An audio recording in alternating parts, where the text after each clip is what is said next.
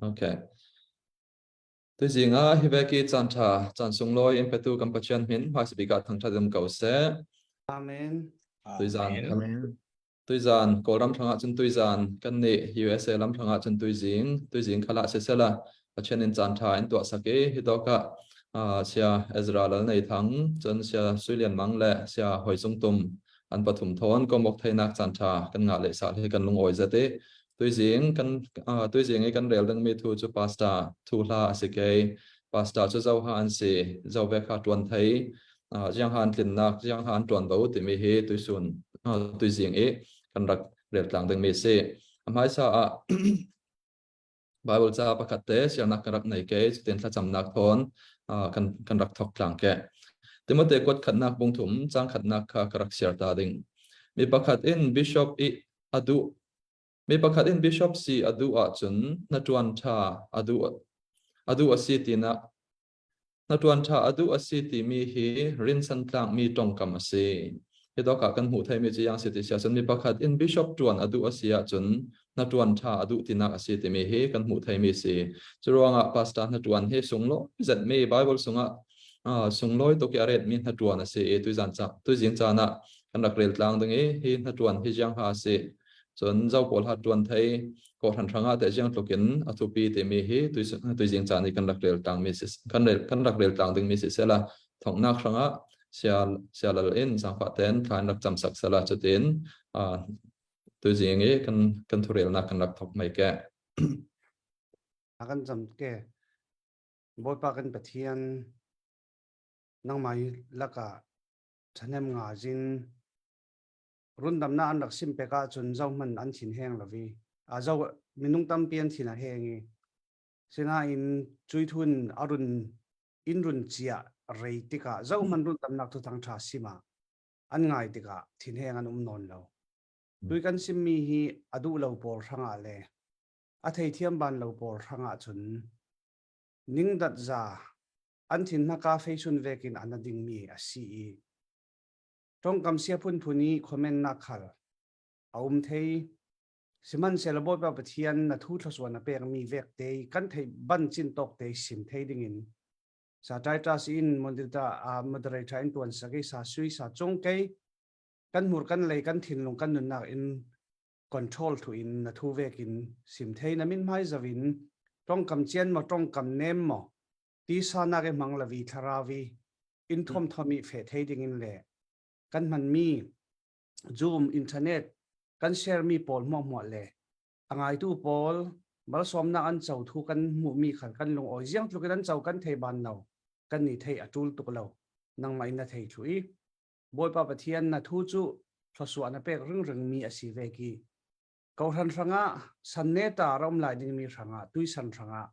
thoswa na pek chia mi in mu trin kan ni pali hin min hua ding in ngai lo ding ti chu kan ruwa tel mi asina in nang mai min mai zawin atul tuk mi asi ti ruanga kan to mi hi boy pa nang mai du dan ve ki in kai ruai thaswa na pek ding ale jiang kim tuisun a hei chen main big hi thu su nak pol sang tu ding chu sa chung chung asike ji kan in kan bom dingi nang mai tharau thiang limin hana tuani na sataki mal somnak na thui in mu ter ding in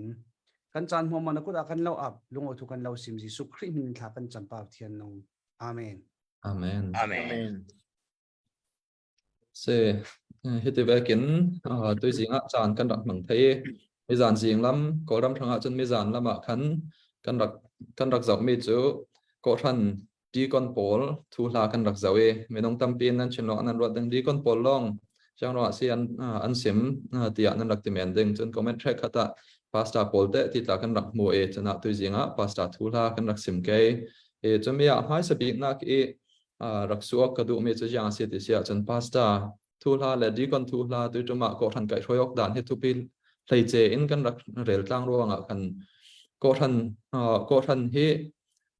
kai thoyok dan a ome bible sunga ome chui kai bible sungi ko than kai thoyok dan ve ki kai thoyok he jang ro ha tu pi ti me he mai sabik na ka tu mai thoi rak su to salate menong tampin tu pi tuklem lo ve kan red se adik ko tôi scholar Paul khalin si sela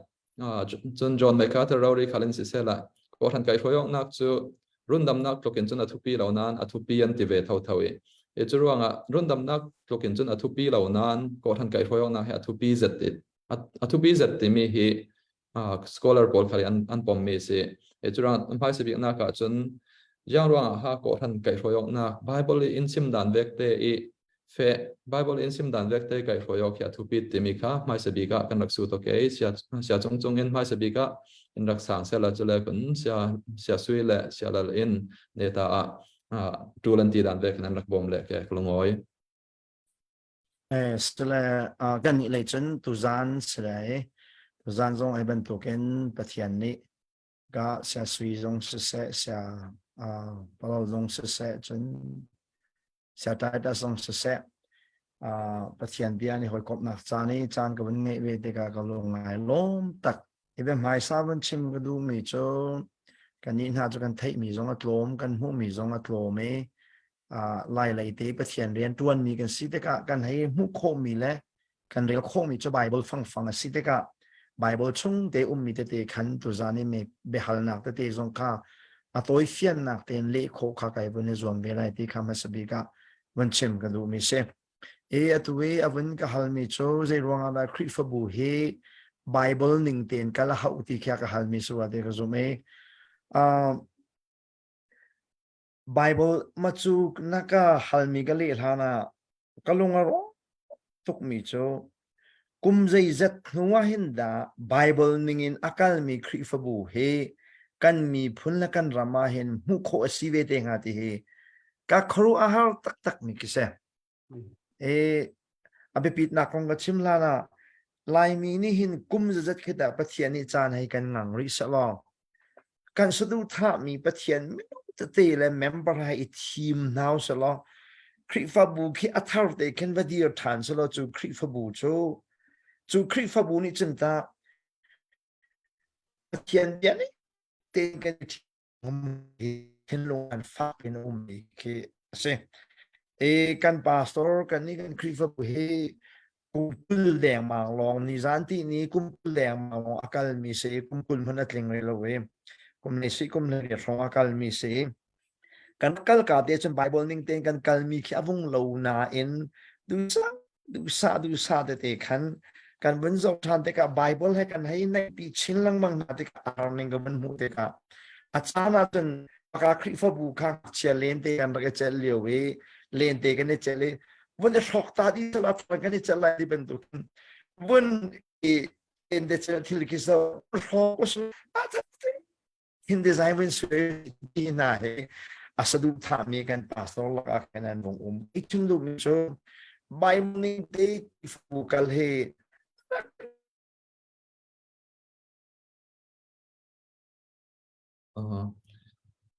sia chung kha alai nga thalo se dang e jang fa te nen rak thai chiam sakula sia sui mo sia lalin mo jang fa te nen rak bet sak thai ke mo sa sui nang ma vun ti ok ha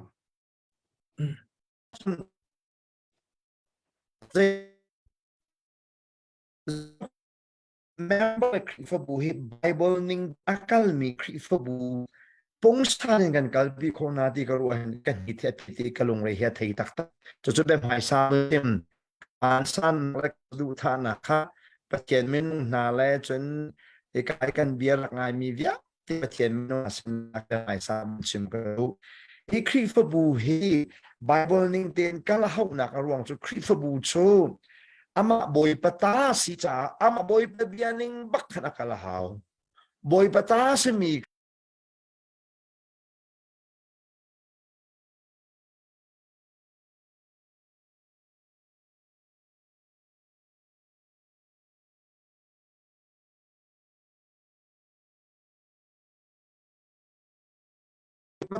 mi khri for bu kha boy pa bia ama du ning ten angai tu khri fa bu adapt tu khri fa bu angai tu adu ning ten akal lo achen zeite man in asun palengan na alang tar kho du khri fa bu slo ju cha chun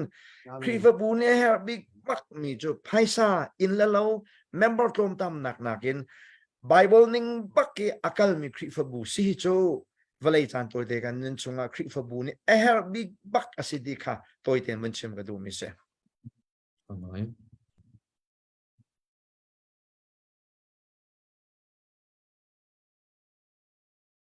Sa sui masyalal sangpaten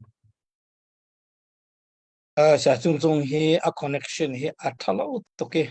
kan thei chana mi kan thei lo chana omi asim mi hi a fiang to atha to ding nan ama o kan thei lo ruanga hin sui chan te ruanga asim mi ka thei mi chu ko hani pathian din mi si Jesu din mi si chu tin fe ding khatin fe ding chu tin kai royok dan siring chu tin fe se ti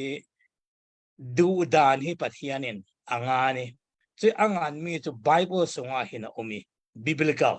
kan ti mi Bible vekin chawanga kan blueprint kan upadi kan thunding mi achi khan upadi chu hi adik lo ti ta nak chu leilong tu nai upadi chabu bangin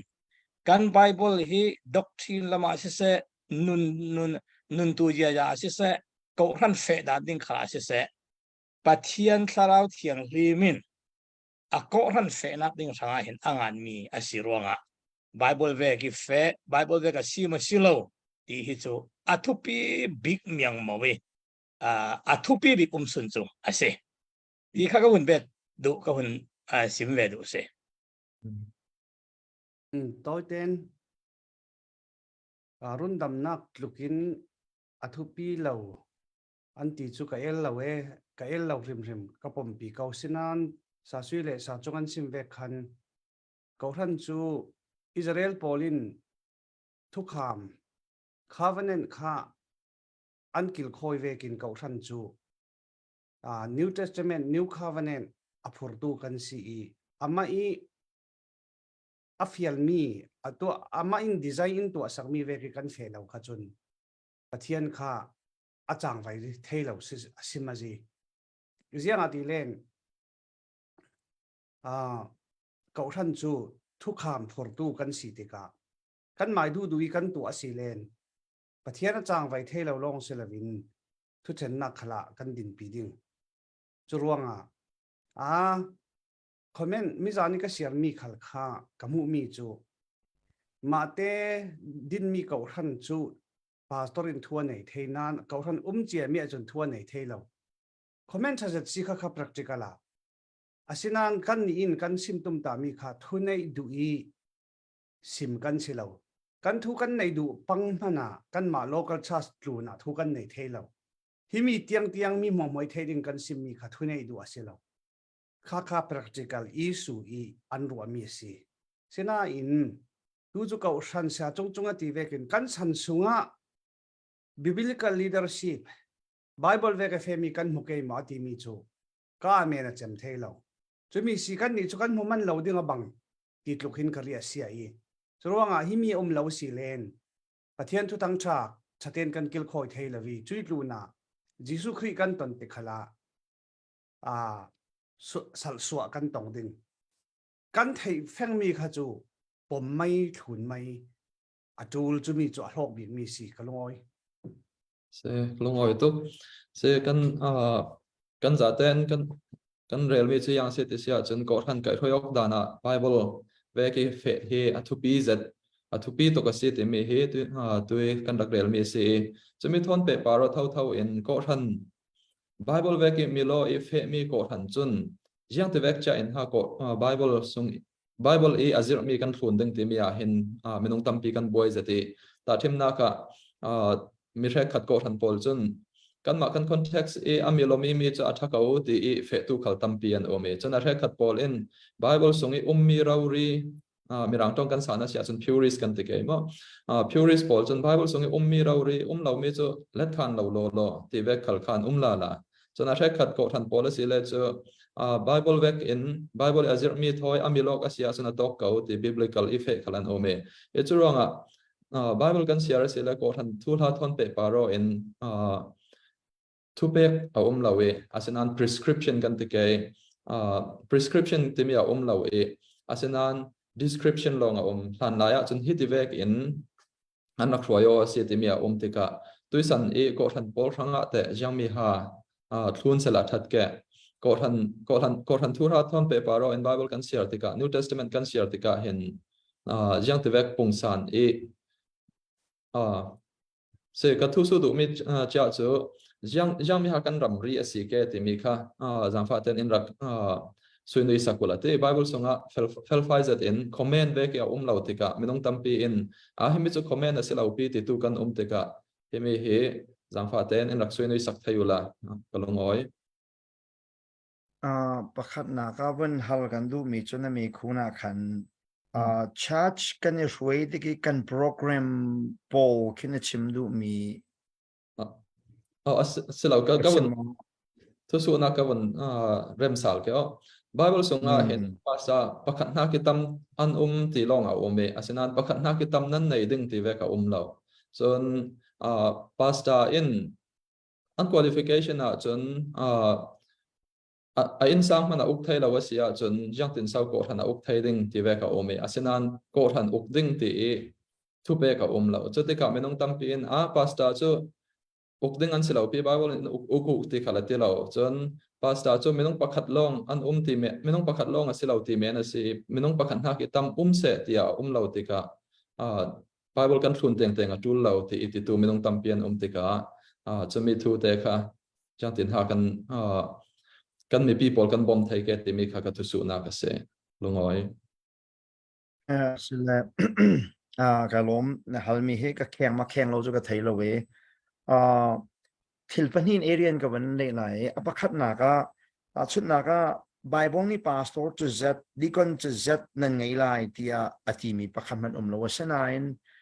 มาและอาทิตย์จันทร์นี่ช่วยตัวรักไงที่กาอันโจลจังนี่ค่ะไบเบิลละเฟียงเด็กกันมุไบเบิลนี่ช่วยตัวพาสตาร์เอลเดอร์สดีก่อนนะมันเห็นอาตัมเดวินพลูรัลมันที่กาชาติกันเนี่ยช่วยนะกันประคัดนาก็จน plural leadership จูสิhow ที่ข้าตัวนะกันวันชิมกันดูมิเซมาค่ะ plural leadership กันจะทุกินดากันตั้มไล่กันพร้อมไล่ที่ข้าจูกันมาเลย set up เจ้ากันไอ้หัดไงกันพร้อมทุกสิเสียจน pastor น่าจะปัญหาหนักหลัก hosting ฮัลโหลปฐุมจงหลัก hosting ฮัลโหลเช่นนั้น pastor ประคัดเลยมาขบันตัวกันจนดิก่อนเนี่ยหุ่นดีร์ปีนักกัน plural leadership idea กันวงแกงฮัดที่ค่ะประคัดนาคา leader ของอาคันวันชิมกันดูมิเซจนปัญหานาคาวันเล็กกันมันดูทันริมิจนนะฮัลมีจงไอเตลโลคอมเมนต์ praise and worship และ church program กันไงนาคาเข็นไว้ข้าจูอังกฤษกันหอยป้าทองท้าชิมจะสโลวีคี bus driver สโซกิเซฉะนั้นประเทศไม่นงทัตักคิเซบีอากันมีจูเจรวังดาแบปติสนี่เห็นรำทกจำจนโซโล่ทองทันโทโลมควายหุ่งชิมเบนเดดิกชันที่นั่นไงมีคุยกับเบสแต่นั้นลักแต่ขันเดี๋ยวไปอยากตัวเจ้ามาไม่กะลิมีจูซีฮิปโปที่จูไบเบิลนุ่มโลวีกันมาแล้วกันเรมนิงโต๊กและเรมนิงขันตัวดิ่งสีลาซีซงลาสักดักข้าบอยปานีลานที่ขันนักของคุณพิวมีสิจ้าลานโมเบียนโมเปกนักกันโมขัดจุกันมานี่อารมณ์กันทีหนึ่งปนอลูเลโตกันแค่นี้โปรแกรมสีที่อะไรอีจุดจนประเทศกันเบียกนักและกันที่ช่วยนักเห็นข้ามันตุกเตียงเห็นดีเทลินไบเบิลอาคันอาการแปลกลมมันอาคัน principle อะไรอาคันอาการแปลกกติต้นมินฮะจูไบเบิลช่วงนี้อีปุ๊บนักโปรแกรมมานักไบเบิลจะจ้างเด็กประคัดแต่กติจะจูคุยกันเดสิเดียจนวัดคัดโกรินดัลไฮลีจ้างกุลเล่จ้างทุมินจ้างสมลีที่ยังเคเมื่อกี้ New Testament แบบคำทาริคริฟาบัวนี่ปุ๊บนักที่ตัวหาดิมีโปรแกรมมาโตบิกันที่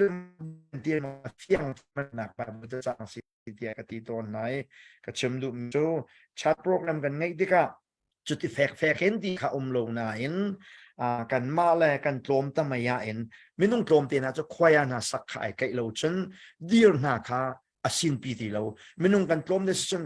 กุลนากันนี่กุลีพุ่งกันชิมดิกนะชุดินกันช่วยมาดิกันหัวละกันเดี๋ยวจะจนกับโปรแกรมจู trong bao the flexible in cái nó mò cái city kha create pháp vụ cái này phơi na cái Bible ấy vẫn lặng ta mi khăn vẫn pe tuần ta cái đủ này salom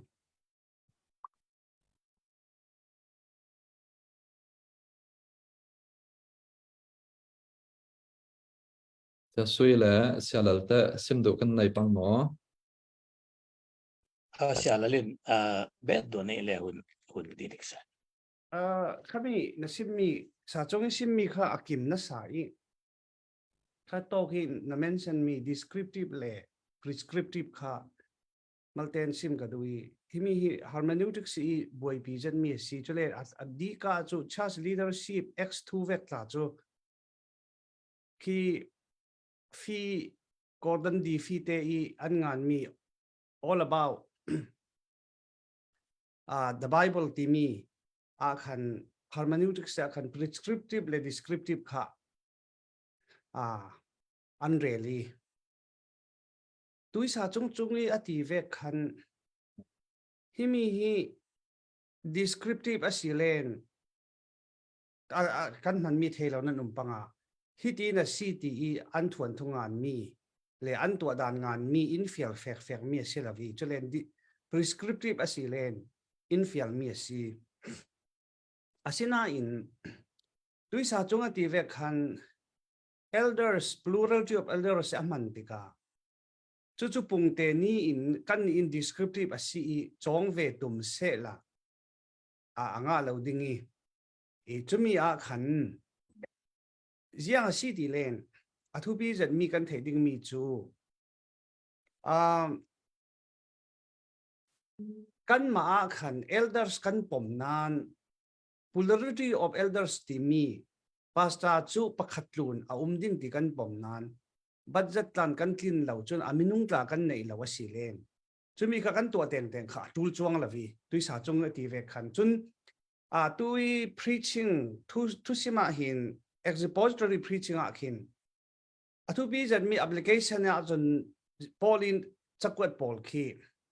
application thanga chun ki imperative mood ummi popo khi cho apply ding ti si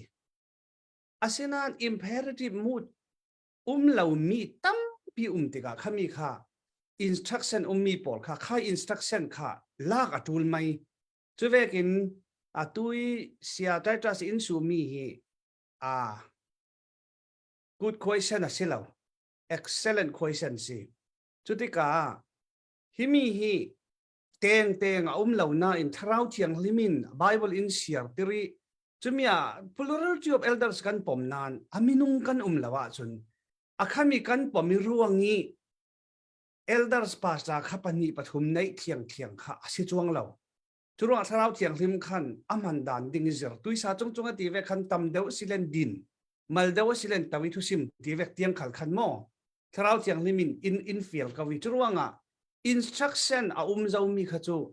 apply to adinga khan implication thazet I kan mu lo mana instruction I ti na city in mu tir mi kha chu kan mang thei ko chumi para khan chun rel fel har sajatin Bible ita khathrau thiang limin khati khan apply into to thei ko city kha ka win be do kalungoi lungoi tok da kam khaten ka hun amat kam khaten ka thin lo rong so ka hil pang dengi tui sia chung na sia la lian ti pang khan plurality pastor pakhat nak tam Bible akan moi kan pom kau semakin pastor qualification pastor tlin na khala kan nupi pakhat nei si se kato ka chun zum na pun chu om khal se san tlang wal te pastor kan mang poi ase nupi ne sia chun nupi pakhat nak tam nei si ha se tivekin makan ti chu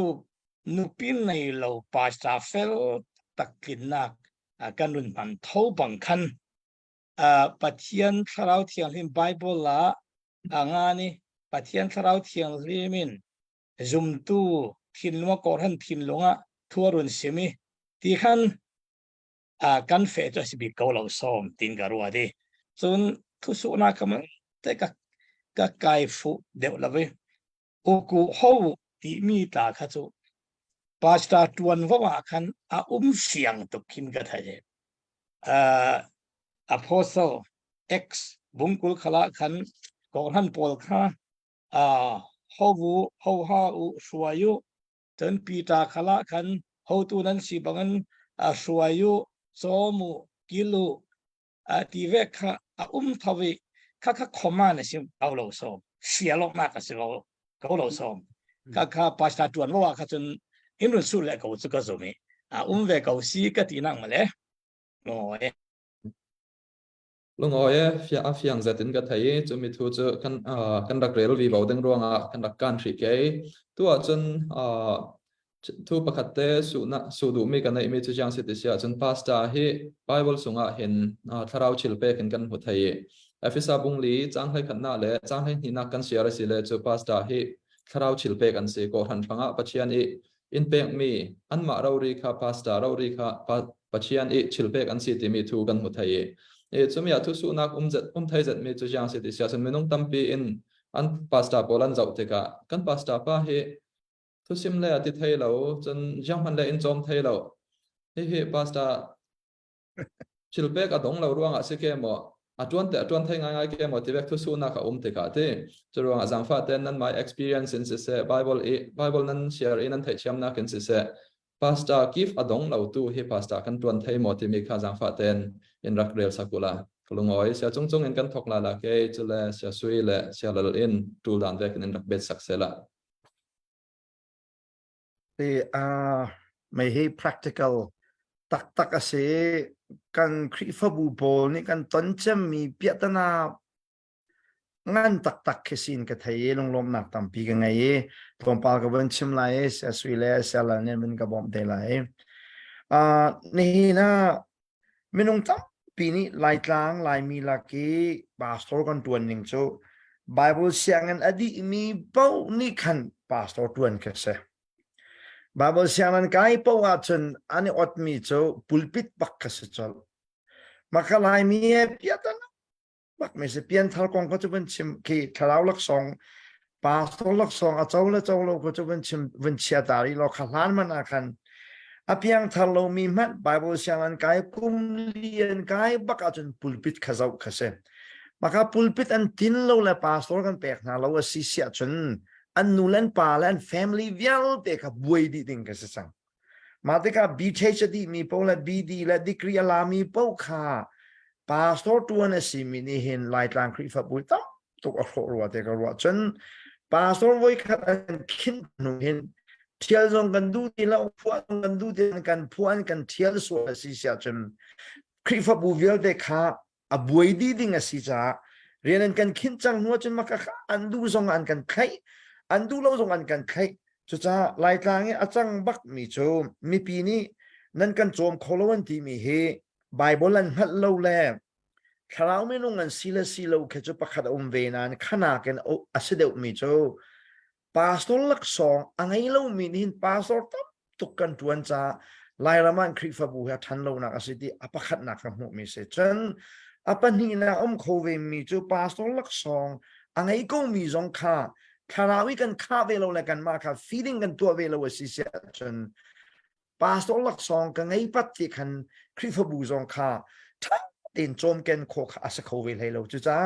อามาสบีกับปาสตอร์ลักซองไอ้มีลองนี่ปาสตอร์ให้ตัวนั้นเขาเสร็จแล้วจูปาสตอร์ลักซองอันไงมีจงจูคาราวข้านุนปักและไบเบิลปักกันนุนทมิน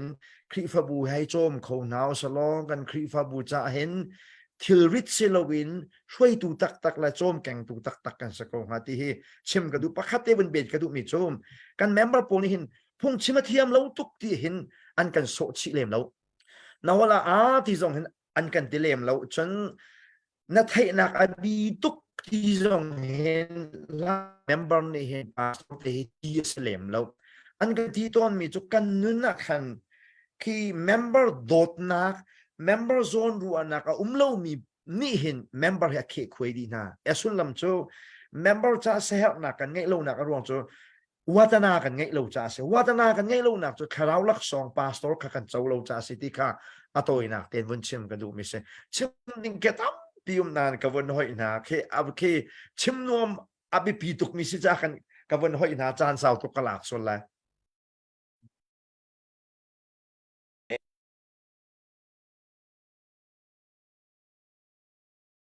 หุ่นแบดดิ้งเดียว bet Sì. to bet ก็อุศนฮิกันรับดีนี่ Bible เลยก็อุศนเฟดันดิ้ง structure ก็หันพาทันเทโลปีนกันรับดินฮิปอยกติบิงมิสจุดสูเปลี่ยนทางนักทุกันปาเลกันปูเลปอลอันดูเหล่ารัวเปลี่ยนทางนักทุอันซิมเหล่ารัวกันหุ่นเปลี่ยนทารีเปลี่ยนทาราตูเปลี่ยนทาร์ตูเฮียสิตีฟังแต่ซิมเทชินกันนักก็ฟันข้าอาทิภาษาขัลข้าอาทิเปลี่ยนทัลละเวดีคนขัลข้าอันทีนเปลี่ยนทัลละเวภาษาตัวนดานขัลันเทโลอันมามันเปลี่ยนทัลละวะดีคนขัลข้าอันที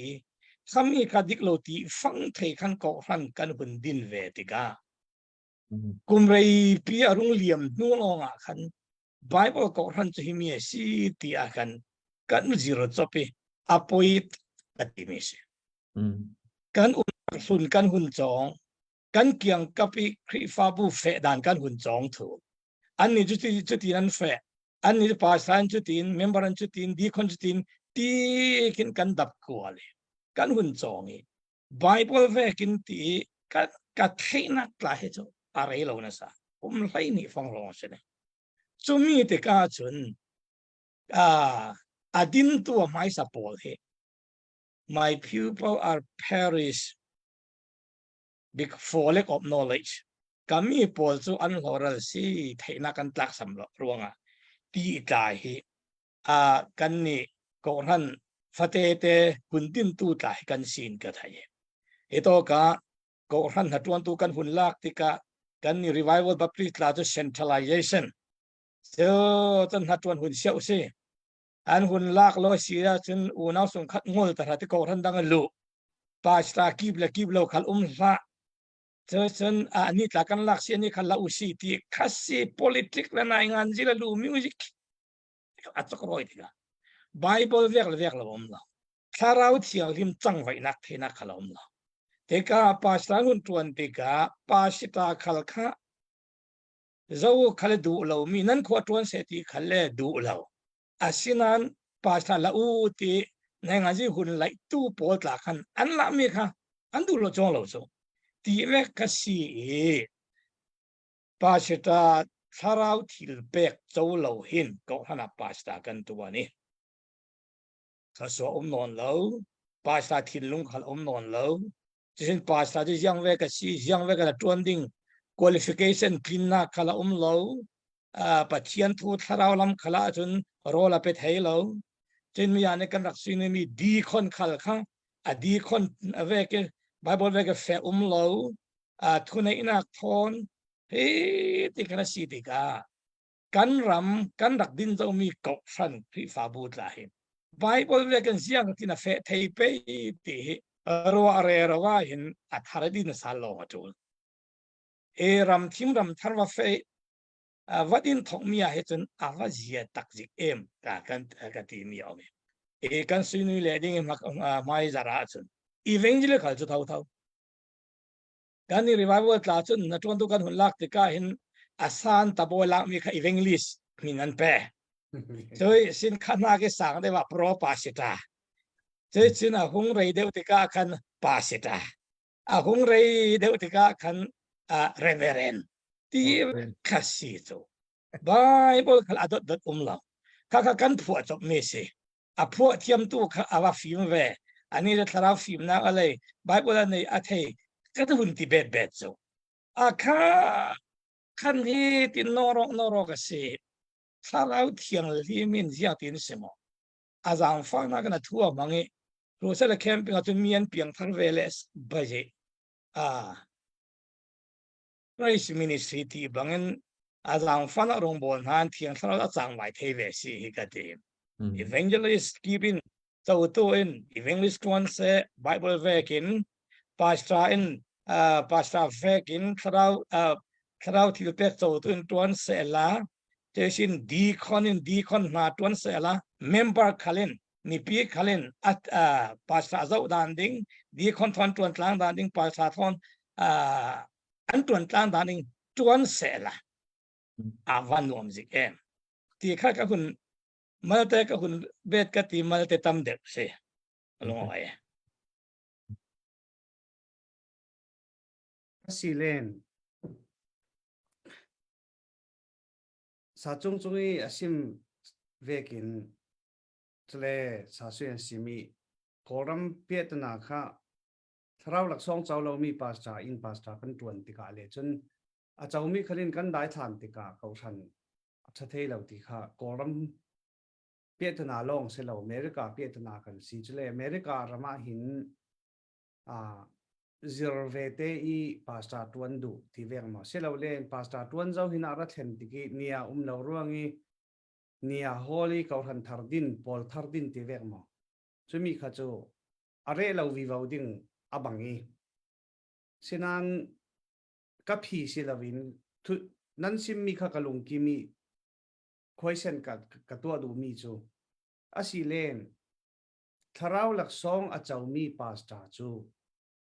giang tin kau thana kan la thei ding mi re khat kha chu local cha sen america ta chu kan fe tika tharau lam spiritual le biblical discernment ti mi tharau lam phim nak le bible cha thei feng nak phim nak le kan nei lo tika pasta kan nak dan ding kha a har zet thang kan mi pi chun an boi mi chu in chom lo ti kha si kau len a chom deuh khala si len thildan hol mi kha chu mai na ra changที่เสียมสินหัวเราที่เวกขจัดขจไม่น่าจะสีฉันอินจอมเราที่มีค่าอันบวยมีสิบวยนักทัศน์อาศิเก่าดิ่งอัตลังเปียจนสิน่าอินชุดที่สี่เลนเจียตินห้ากิบเจ็ดทาราวลำหลักซองอาเจ้ามีปาสตาจูกันขนกไทยดิ่งถ้ามีดีว่าชาสตีเวกเลยที่มีเพทิสติกera pola chun bishop paniin bishop kha order an peding bishop paniin an lo len bishop pakhatin deacon kha order an peding ti vek chu umi chu vek pung sali local church kalin tharau lami film na anei mi experience anei chia mi kha kan kol roi i chulen khami pasta kan lak ding mi kha thu kan simter ding thani thathum mo tharuk mo ti vekin chumin hu i kan lak lawa chun kan tool tuk ti lak vi vau kha chun khati vi vau ya chang ding chu a practical zonga khan chun a chak chi chu ka sim the lo nan practical a tool ziang ti ha chu practical chu kan man cheu ding ti kha sim pha le a thu su phain karun tua kalung oi se lung oi to tante mi le bible ac en run semi kan lung oi tuk tua chumi thon pe paro thau in thu su nak pahni karak kom ke te pakhat na ka chun bible in pastor hanga chun give long selo in qualification khal in red sake hun ni rawria chu qualification kan mu thai chumi lo khal pastor thula thon pe paro isim nak te chu omnan atla athupi big in hun nia hen tinnak un qualification in rak mu tare chumi in sim fiang me chu pastor chu give long men in asilo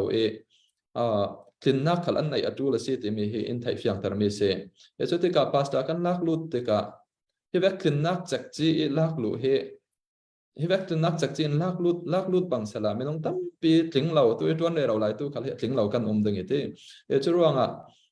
yang tin ha ramri kan then thei dan ke yang te loke uluk control yang tiang negotiate thai asi ti mi kha zangfa ten in raksoi nui sakula so la khami a khan question pakhatte karak bet du mi chu jang se te sia chun ko ran e pasta kan lak lu te ka hen kum te hi thu pi mo ta thim na ka elder tia pasta so kau se ko e elder asia chun yang tok kum ha se yang te vek kum rong ha se ti mi he chumi te tla he en rak sui nui sak lo lo la te kan chan he a fe bi wa we 2 minutes som li lai kan rak te se ka question he pani pathum he te hen karak thu hlom deu chu karak kom mai ke nan ma e than nan ti dan in rak thiula sila chumi chu sia chung in kan thok ke sia lal le sia sui in tu ti dan ve kan rak bet sakula lungoiแต่ล้มอตอยโคชงอิน atui Bible tu chungi pastor qualification ati ning via te vun zo asisia chun kani kan context a chun pastor kan lak te ka hin tlang wal minau te ten kan lak mi he an tam deu chun no pi chi lo wi lak mi te te zon te ka kha Bible li pastor ni angai hading mi qualification asinak vial te tling kan lak asisia chun atu no hunti ben tu kan pastor ngai lo khana kan chang ha chu cha chun kha nupi chit le hong upat deu I ara upat deu de kan nupi hun chiteding me si cha lai tlang lai pastor lak ninga lai kri fa buki be pastor lak ninga thabi tin ke kam hu mi chu masabi ka kan ram le kan tik chan ngai chang cha Bible siang kai mi chu si shima hao Bible siang kai lo si sia chun Bible siang kai lo hin chun zaitim kan pastor tu no khathalo dia pakhat na ka ko Bible siang chu akai rim hau akum tu khacho kumzei mazat ama le ba ruak khan bakal ko salo bawo siang pakhat akai mi selai apani na ka anuna hin pastor lak song angai mi piang tharasipi na pastor lak song angai mi bakaselai tia kan ruak mi kha rian vun khani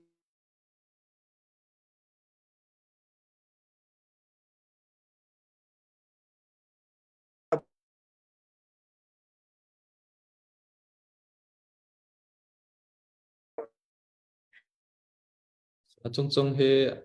alai nga thalo la la bang e chumi sunga zangfa ten sia sui mo sia lal mo nan rak bet sak thai ke mo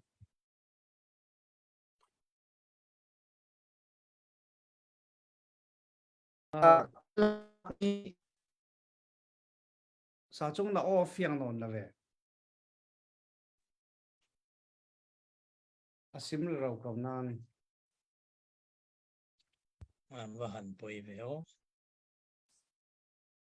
in rak zau tu pol kha zangfa ten chin sao zatin in rak zau sakula lai nga that lo he kan poi kan ti ve zate chin sao ten in rak zau sak lo deal kachim thua ma ko nan ko o kharak piat wa khazai gan tinga atiat sol sele kalau thôi cái xin rắc xin sao lo căn thể lo lo okay cái mana chene kalau chim apa khat nak bika pastor kan lakte ka Bible siang na kai mi si how Bible siang in kumzei mazat la kai mi si how chu nuwa chen mi piang thar ba ka si how chu mi piang thar Bible siang na kai mi pa chu pastor lak song angai langai lo zong kha ama ni ai hal kho na ha ding cha le mi pi ni atimat kan piu kan hal kho na ha ding cha khri fa bu chunga khan chol chang nak chan kha kan pe ka hao na ka youth leader in mo selo sele mission the bon mo zai ya kan di khri fa bu kan chol chang tar lai khri fa bu chungi rian tuan le anun kan zo na khan pastor lak song angai langai lo kha kum khat kum ni achan kan thai kho ha kha kan thai mi pastor lak song ngai ko kan ti mi kha pastor kan vin khat ngai chu pastor kan khat mi chu nu pi jong thiri lo ko lai senan nu pe thit kha chu upatik ava thit te ko lai cha khan ka chuan hu avara te ko ha chu cha chen piang thal mi ba siana kai mi chen pastor lak song angai langai lo ai khal kho na ha ding cha khri fa bu chol chang na chan kan pek lo sia chen pastor lak song angai langai lo jong khai ngal lai lo cha pastor lak song angai langai lo ngal na chan kan pek na nui pastor lak song angai kan ti mi kha pastor kan khat na ha chu pastor kan khat mi na jong chu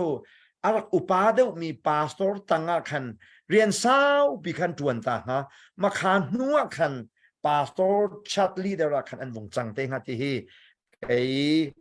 Bible ka hu ning la ni ni kan man ning chu se chuna kum na vun gal mi kha akum na vun hal mi kha ti mi chu thong church pastor chu atom bi kum som li la kum nga kum som li rong thal chu asi how te ka kum som li tang hi chu ki kan thong tukri kan thinlung arang tukri kan chak tukri chu cha chen te ke church leader a chen kum som li tang hi chu kan qualify lo win ka mu ke hi nau devin pastor tuan mi ke si te ka ke ma kan nun ma kum som li ka thin le tin hlan nu ka thin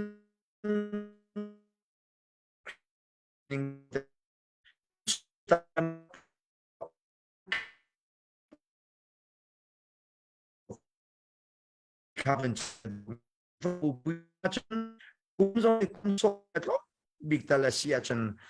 du anong big fikat venture cái đồ mình sẽ cái lom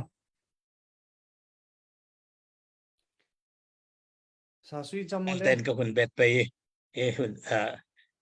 sa tung sim mi hi ani hi milung phim takle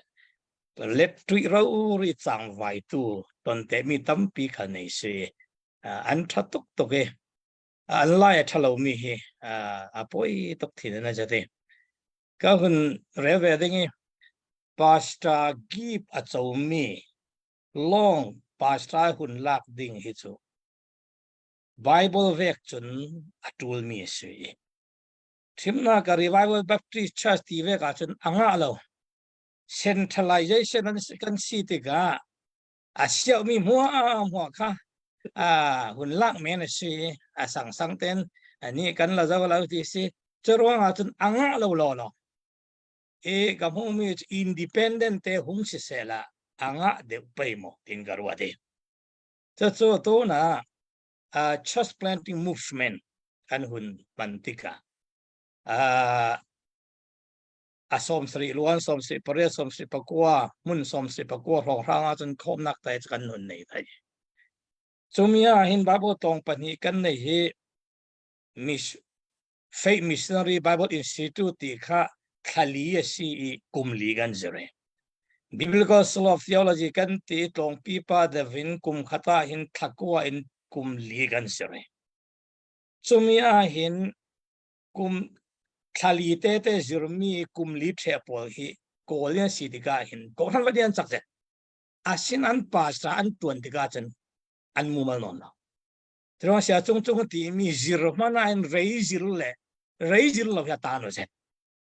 sin pastra silo mi pastra kan hun man chu kan misri pakhatla ta tharau lo kai chakse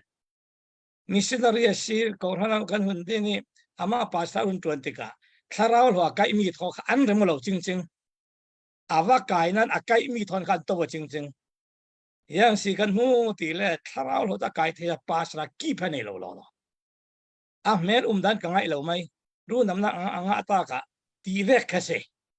cho ro nga zirna ka ya rak tu de nga zirna mana reizil lo hi atano se letui ka mu na ka son khati khang ram thi man wa fe yang mo ti chun pathian tu wa sim chun peli panga pakwa para an piang thar ve mai mun ka da no men kho mi ko na ta chang mai na khami kan thami kip khapasta ve kan wa tuan de ka chun an za ten zakhata hin som sari de panga chu pasta an raksela chana khan ko ran an wadin khan pasta pi king training nei chami assistant pasta tuan chami mo khami hei tha thaya ke chun a thane ngai thangai ti thua kha le tri thua ka hun re ta e lo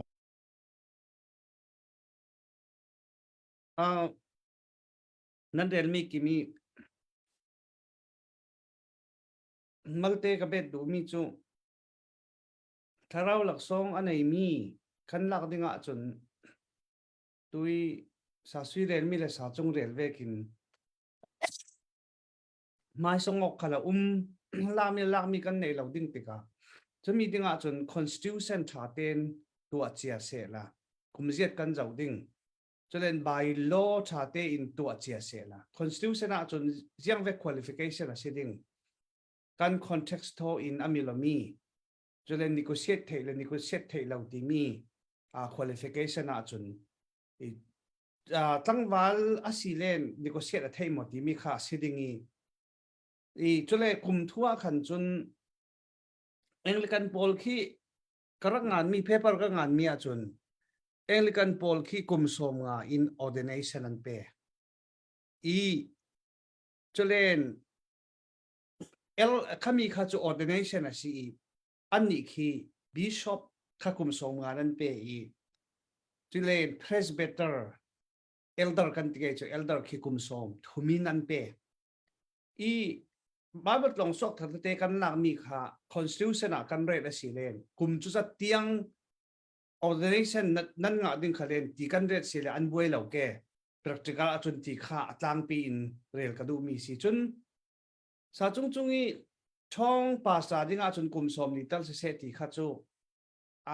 reasonable ngai ngai zatin ka thesi ama long te kum thua hin ka boi na rei tuk lo karak mal te ka research ka tu anan kalung kim zatin ka tu athei lawi pathiani ko lo mi ti mi hi kum nau tu kan lak mi le kum chang tu kan lak mi ta thim na ka Moses Paul kha chon ni kha chon covenant thu kham thena si ruang adangi Abraham ko mi Paul kha kum nau te na ka hai si kho asinan chumi Paul kha thu kham thena si ruang Moses ve khal kau na in training kai tai khatina ka vi thu kham thara chun pi cha Paul khi nupian nei zawi san khatok judia rami nupi nei kha kumkule som thum laka an nei thu ti se churuanga calling kan ti mi khal hi kumsom linhu kumsom ngan hu achun pathianin in kaunon ding azum umlo snan kan ni chun kan limit thelo kumsom ngan hu ti vek tla chu kan chak lawi memory khal thalo mi khal kan ve vai tha thelo chule zan khal kan meng thelo rol khal kan ul tha thelo ti ka chun kum chang tu nui pathian na tuan ve khal khi ta suspect ding chu zirma te hi pathian ko mi ngai se ke mo ti kha zawi an kip khal zawa tu li chuna kum nau kan lak mi le kum upa kan lak mi khal kha ziang titlukin kum nawa silen kum som thumi chinin ordination pe class len pe sela som li chinin ti vek mo chulen nupian nei hua ti vek mo chumi hlan ka chu ziang simo fialin cha kum chang tuk pathian na tuan ka du sal an ti khala silen an ma du mai mo pathia kau mo kum som li la kum nganu vek ta su pathianin ako azum umlem lo siang kan in kan limit thei la ziang ro ti len atui han liang luang mo pathian na rak tuan si la vi chui tarzongi cha non lo nu I tum suk la mi pathian na tuan ding ti ve kha cho achang thei lo ding ti khan kalungoi se kalungoi zate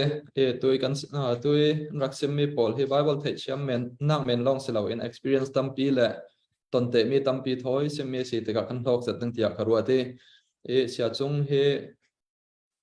in alainga thalo la bang yang kalau sila kan alainga that chan na in the join le ke sia chung in the join thana tu kan suok dang me so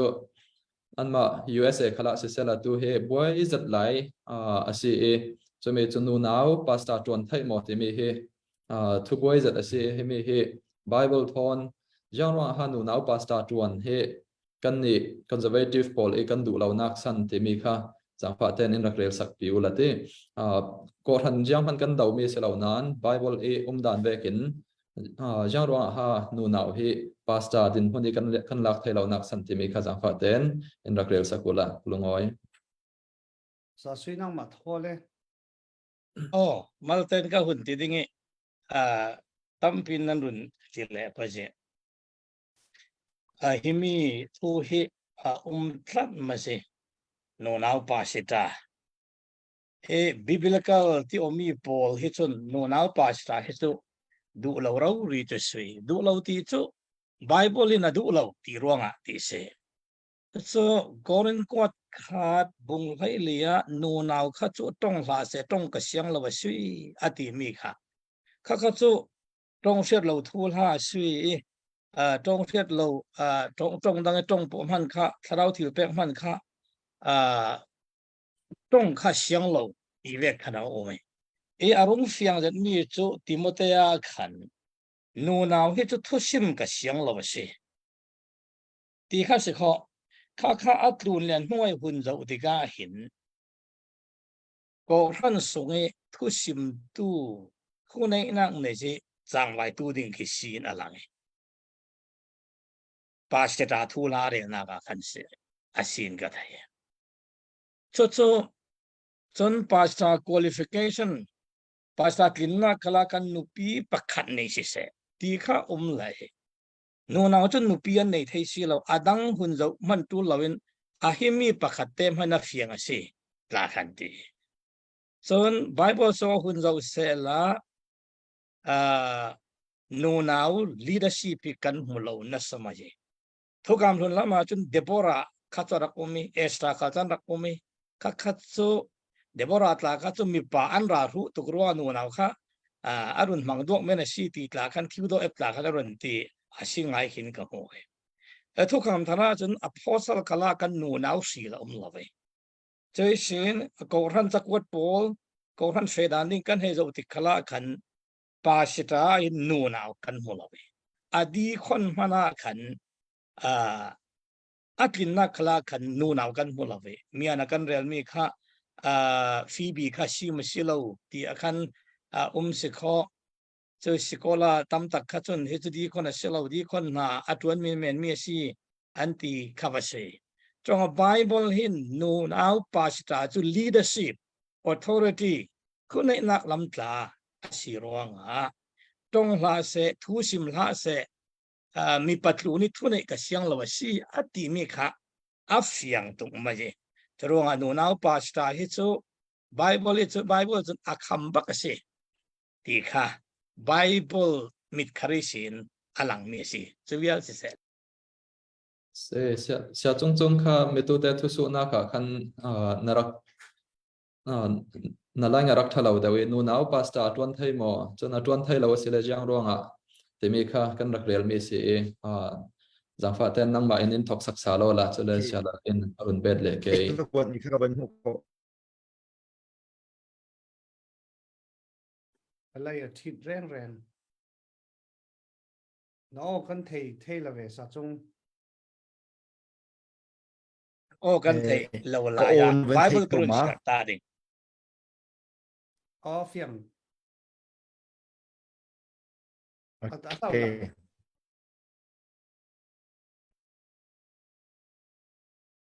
có ôn nó vẫn take home okay vẫn có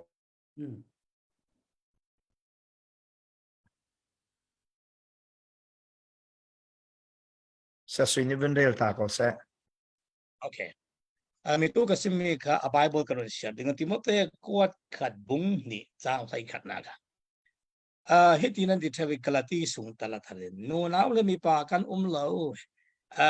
juda le gentle mi non lo Jesu Christ pakhat kan si ti khan ngon lai khami kha contracts kan zo ti ka pa sta lam thu se lo run dam nak lam thu se chawanga Jesu ra tuan the mia khan gentle tel lo lo nu naw le pi mi pa lo ti nak lam se ito ki rong bol na lam minisi lama chun Timothy kwat khat bung ni a khat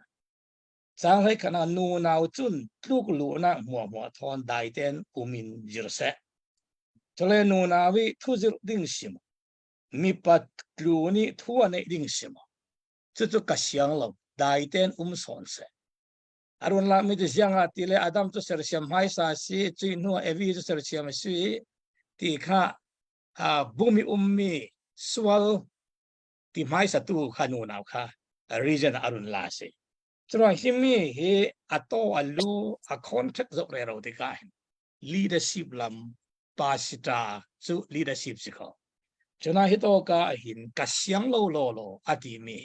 adangi hun shifna ding lam jin umin ka thailak se sia chung he nga de wa tu ding sia la len hun bet se la thale ka bun bet ding kan chan set thei nak ding ranga tui sa sui sian mi Bible kha khui to kin a thok ti len creation in ser siam nak na thok ti ka mi pa chu bu mi na lo nu naw chu bu mi na ati chulen mi pa chu ser siam mai ser asi ti kha si ti ka chun pathiani in ser siam nak hi tuk sian na ruanga van ram kan sung run dam kan chaw lawa chun sina in pathiani ser siam mi pa a ser siam mai sa i nu naw a ser siam ne ta ti mi kha kan pian thal ti ka hin a hlau a chem lo luk sian na kina chem tel lo ti nak si churuanga biblical leadership kan ti mi hi male leadership asi i chu kimi Oxford ti se scholar pa in ati mi chu kan fa te ki kan nupi in Charles ti ko ti ka khin aoi du lo mi pa oin Charles avun ti ka chun aoi mai ati nào ha khal hin an nu le o nu nào o nakin an pa le on ti son chumi chu pathianin creation ser siam tirisi i mi pa hi in sung sang ruai tu ding a ser siam mi kan si chu Paulin hidok hun arun la mi si chuta mi pa chu bu min lo avun ti ka nu naw chu bu min avun ti ka khan nu naw kha luk sen na ki ruai tu si jianga chu ruanga chun hidok ka Paul hin mi pathusim anu naw thusim ka du lo ati mi hi mi pa in nu naw in thusim hla se mi patlu ni thunai na ne hla se ti mi kha scholar Paulin 2 or 1 anti toy nak bigin ka vun lamen dingi minung tampi in 1 anti ka na in chumia tu fangte i New Testament scholar kan nei mi pakhat chu D.A. Carson si D.A. Carson khan Jews Paul i context ya hin authority chu biblical authority lo chuang authority le teaching kha pani selo pakhat a siati chuang kan authority kha pathian thu kan sim longa authority chuang nu naw khan du to kan thuan sim dingi ti men chulen pasa chu kai hla se ti selo himi hi pasta le teaching hi akopomi si ruanga himi hi pakhat a si ama long te nu nawen zo them anfa len zo thei women thau kalan zo thei asena in chas pi i thu sim dinga chon Bible ya du lo mi si ati chu tui sa sui vin sim mi kalatia songin ta kha nu nam ni pa judam sal lo lo ti mi kha chu khami kha chu egalitarianism ti polan umi satatas ka kalau kuat nan mi pi in arak mudu in mu andu panga tia khan ka kuat ka na in asinan chu chun achang thei lauta asimen dingi ta thim na ka egalitarianism ti vek pol kha chu Gordon D. Fee kha hina hin egalitarianism apom tu si himi Bible hi sorry himi chabu sung hi sina in tuisa sui sim vek khan a context ya leadership to church leadership to asilo khami kha in Christ i law le grace a compare na asi ruanga chumi kha ka win bet du chulen khami vek dinga khan chun John Piper Paul Cruden Pauling an mi ani chu John Piper Paul Cruden Paul kha chu completarianism an si i mi pa leadership long nu naw tel lo equal kan selo TC tika recovering biblical manhood and womanhood himi Paul hi ka thau khan mi asi chulen Cruden an mi thau evangelical feminism and biblical truth chu America rama chun feminism kha anasatok asang tuki i chumi khal kha Bible a jel tin ha in jo feminism kha anasatok asang tuki chusin Thorsten Barker i God's design for men and women atimi biblical theological survey ti vek Paul chumi le ne ta mi ga khan chun Paul himi hi Thorsten Barker i le Thomas Schreiner ngan mi women in the church third edition ti vek Paul hi recommendation ka tu du mi si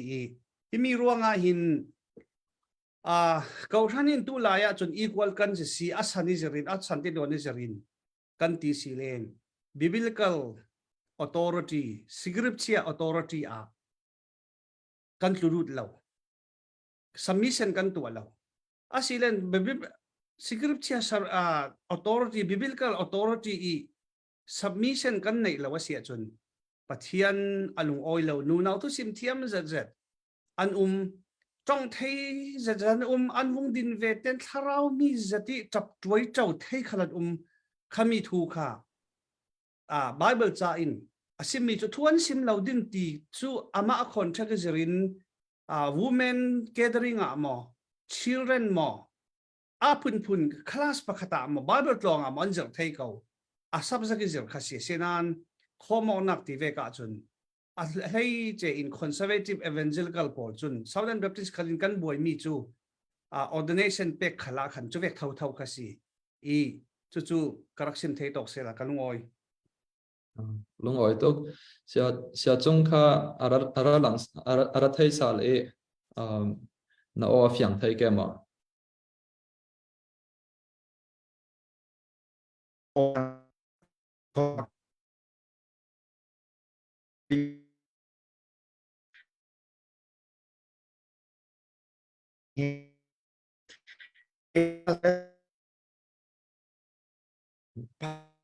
ô chết đó sẽ chung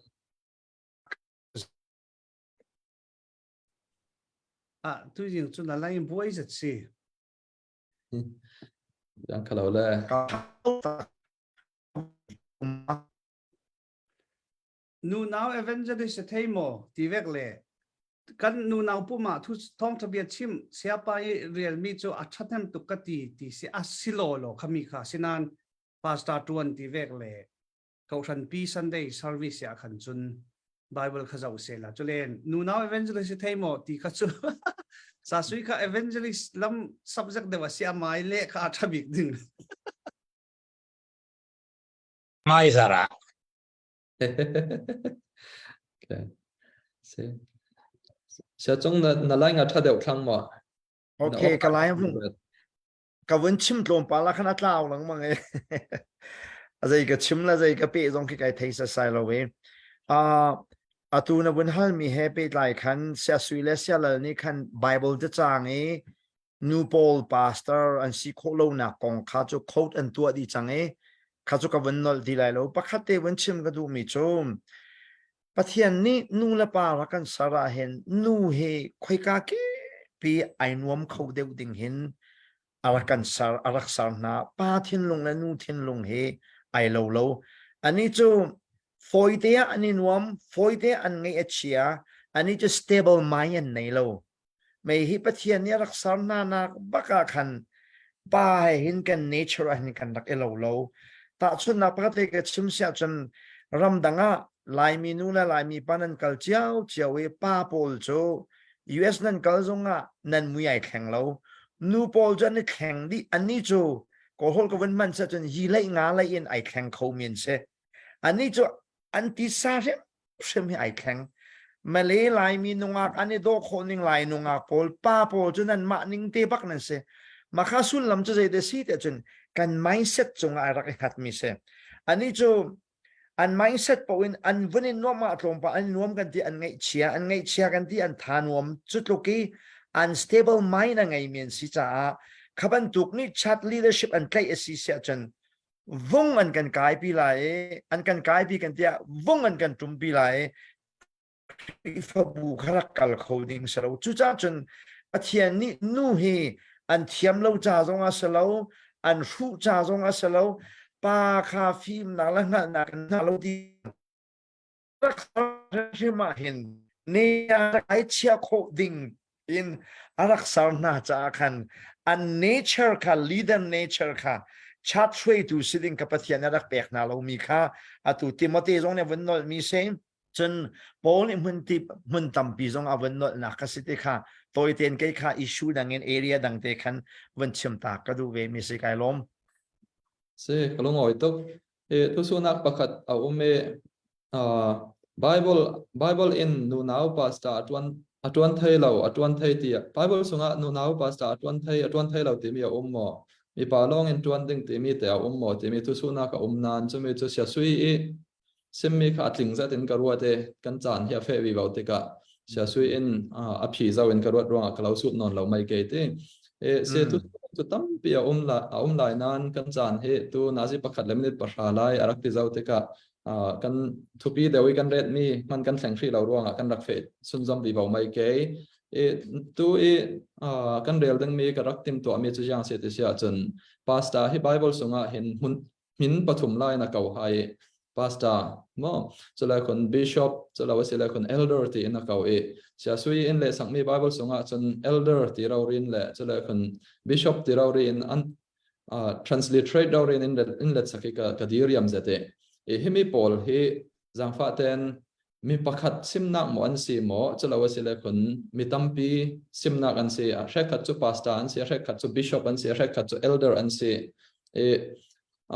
chu mi kha jang fa ten in rak sui ni sakula chula kun kan chana fe zau a fe liam zet ruanga karak bet mai dengi mi pakhat an si la kun jang ruang ha se chun mi tam an si la kun ko thana hin plurality of elders kha kan rak rel zau nan kan ni in te kan thlun thei ve ke mo ti mi khamo kan lai mi ranga te kan context in pe mo ta chim na ka assistant pastor kan lang mana an ko than chu poi an mana si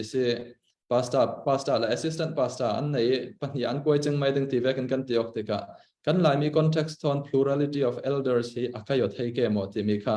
experience le bible thei nak thon in rak sang dinga klo som du si chu kalung oi sia chung chung in kan thok thau ke sia sui sia lal nan ma rem nan ti dan in rak bom dinga klo som e kha kalai ro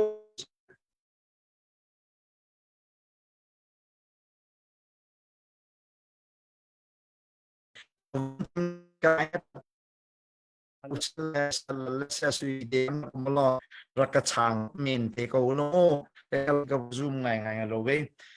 nên bị hal mi chung alung lop nak tam pi ngay cái ní trong cái Bible cái lễ về thì cái shop thì ama in bakken kan chap ne zai sa de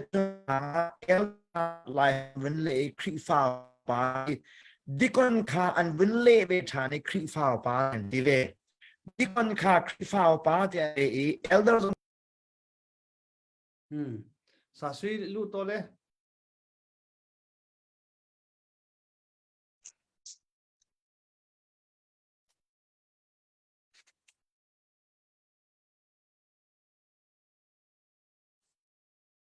namiu si Siala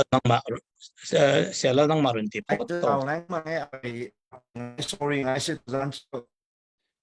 sa chung not my phone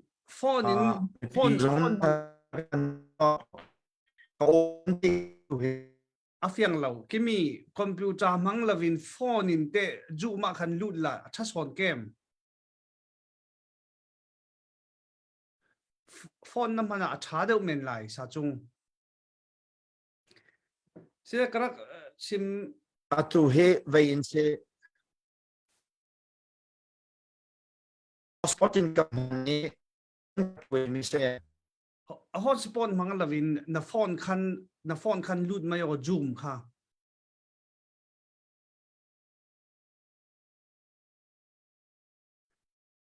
kha sil game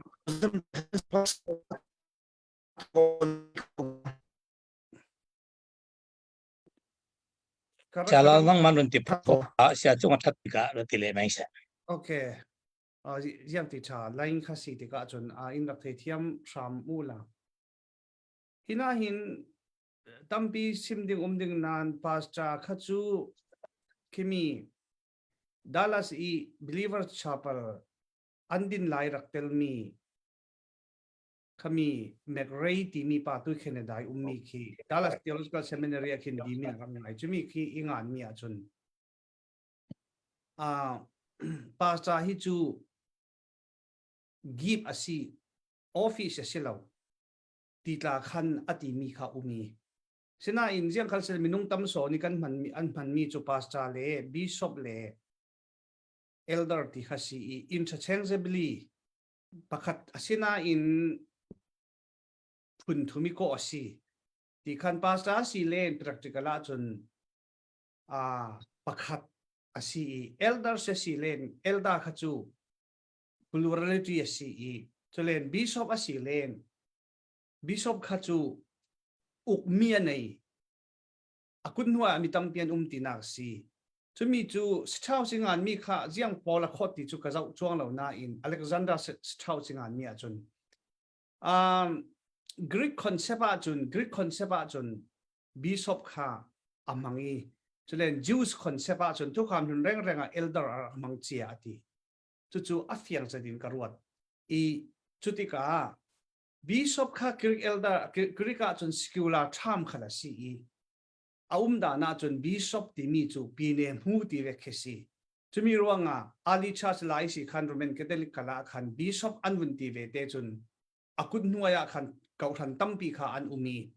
chumi lubi ka si sidan kan ni in chu kan pom lo himi chu interchangeably si bishop le pastor le elders ti mi hi abangomi si ti khan chulen ka bun bet ta dingi elders ti mi chu atuan akip anei mian umi atuan du mi no ma chun plural kan man thei lo nak lo ma long te kan rak man da lo tu te ga tui sata tra ski ve khan asi chen pa sa kan vun nei ve te chun kau than chu khoi ding ve kin kan lang chu len lai mi hi kan su zo jati karu ami pakhat chu pa sa kan vun tuan ve te hin subordinate tu na khin mi pi si zungi lam tang na ji pa ji nei kan mang zet minung tampi chu ka mu te ga chu ka ria seto senan ka thi tia rin chu mi chu zoi kut nuwa ji pa sa ka wat wan ding khalen lam tang nei mi party spirit chu ka to alo ding ti hi alani sin thla ka chammi asi jiang ro ti len ke chu pa cha in chung sang suak mi ka si ruanga presbyterian kha trong ni nan rak bua ji mi zau le jiang e ti nan rak buai mi kha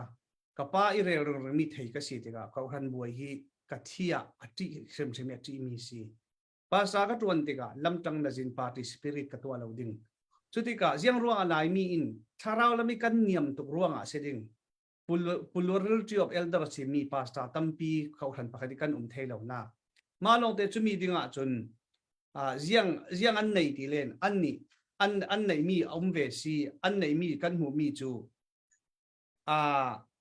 jiang kan mu ti len first among equal te si elda kha pathum kan khalen pani kan khalen pasari kan khalen pahra kan khalen elda laka khan senior pasta kan ti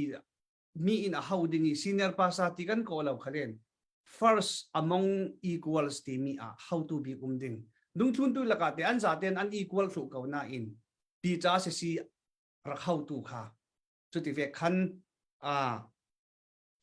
kan tu dingi chu tharau lami kan mature deu kan than sau dewa chun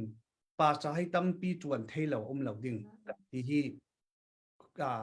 comment ka tu ta du mi si kalung oi sa sui te sa chung vun trong ni ko fiang mana o sa sui kha malte vun off fiang avan fiang ma ko on avan thei ko ma season toi te ka van chim lai a toi ko chungin sa la chim mi kha vung tha to ke elder bishop pastor he ke ma jong minung pakhat cha tham pathum purposely na man mi tin na te ha man mi suwa te ka ruwa sia context of kana man na ban di ke ka ruwa mi chu pastor bishop elder te mi he bible ni hin mi vial de cha purposely na rak man mi suwa te ke ka fian ning ase arwang chu de ruang da bishop pastor elder he tham minung pakhat office pakhat ase tia ka ti dia chan and duty pol khawan lang tar te ka apt to teaching long they can see the teaching la ruling la overseer long they see the kan kang tak le mizo ken long they see the leader dir mun alak tar tu si cha hin pastor le elder le bishop he office pakhacha minung pakhacha tam pathuma man mi si ti he ka mu ning ase arwang chu de si the chen pastor ni kan feeding chen protection ka ngai elder of man nakarwang cho kan kumana umana hin elderly mindset in leading the feeding kan to oxerwati he pol na chimdu mi aitel baklai ti ka mu ning ase chen bishop cho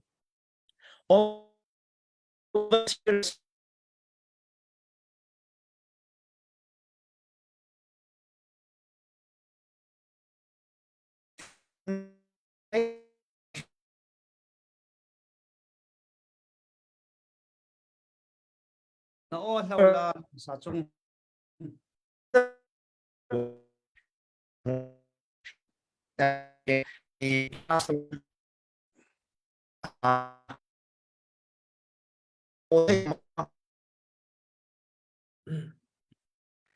ông thằng khổ mà tu kan thei okay pastor cho shepherd is a shepherding is a feeding bakase chun protection is a elder cho upa sidika feeding la protection kan tu adika upa kan kumana umana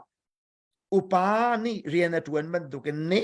tele tai dor tel upathin lung en chol chak na he elder ni na kan mu sak te karwa chun bishop cho chung lain fa bu member kan zo te ka hauni zaida tu ati tlang tak nak cha kan man piak mi sarwa ti hi ke mani kam hu ning se e lung lop nak tam pi ka ngai sia palal chimi zong kha song loi tak kai lom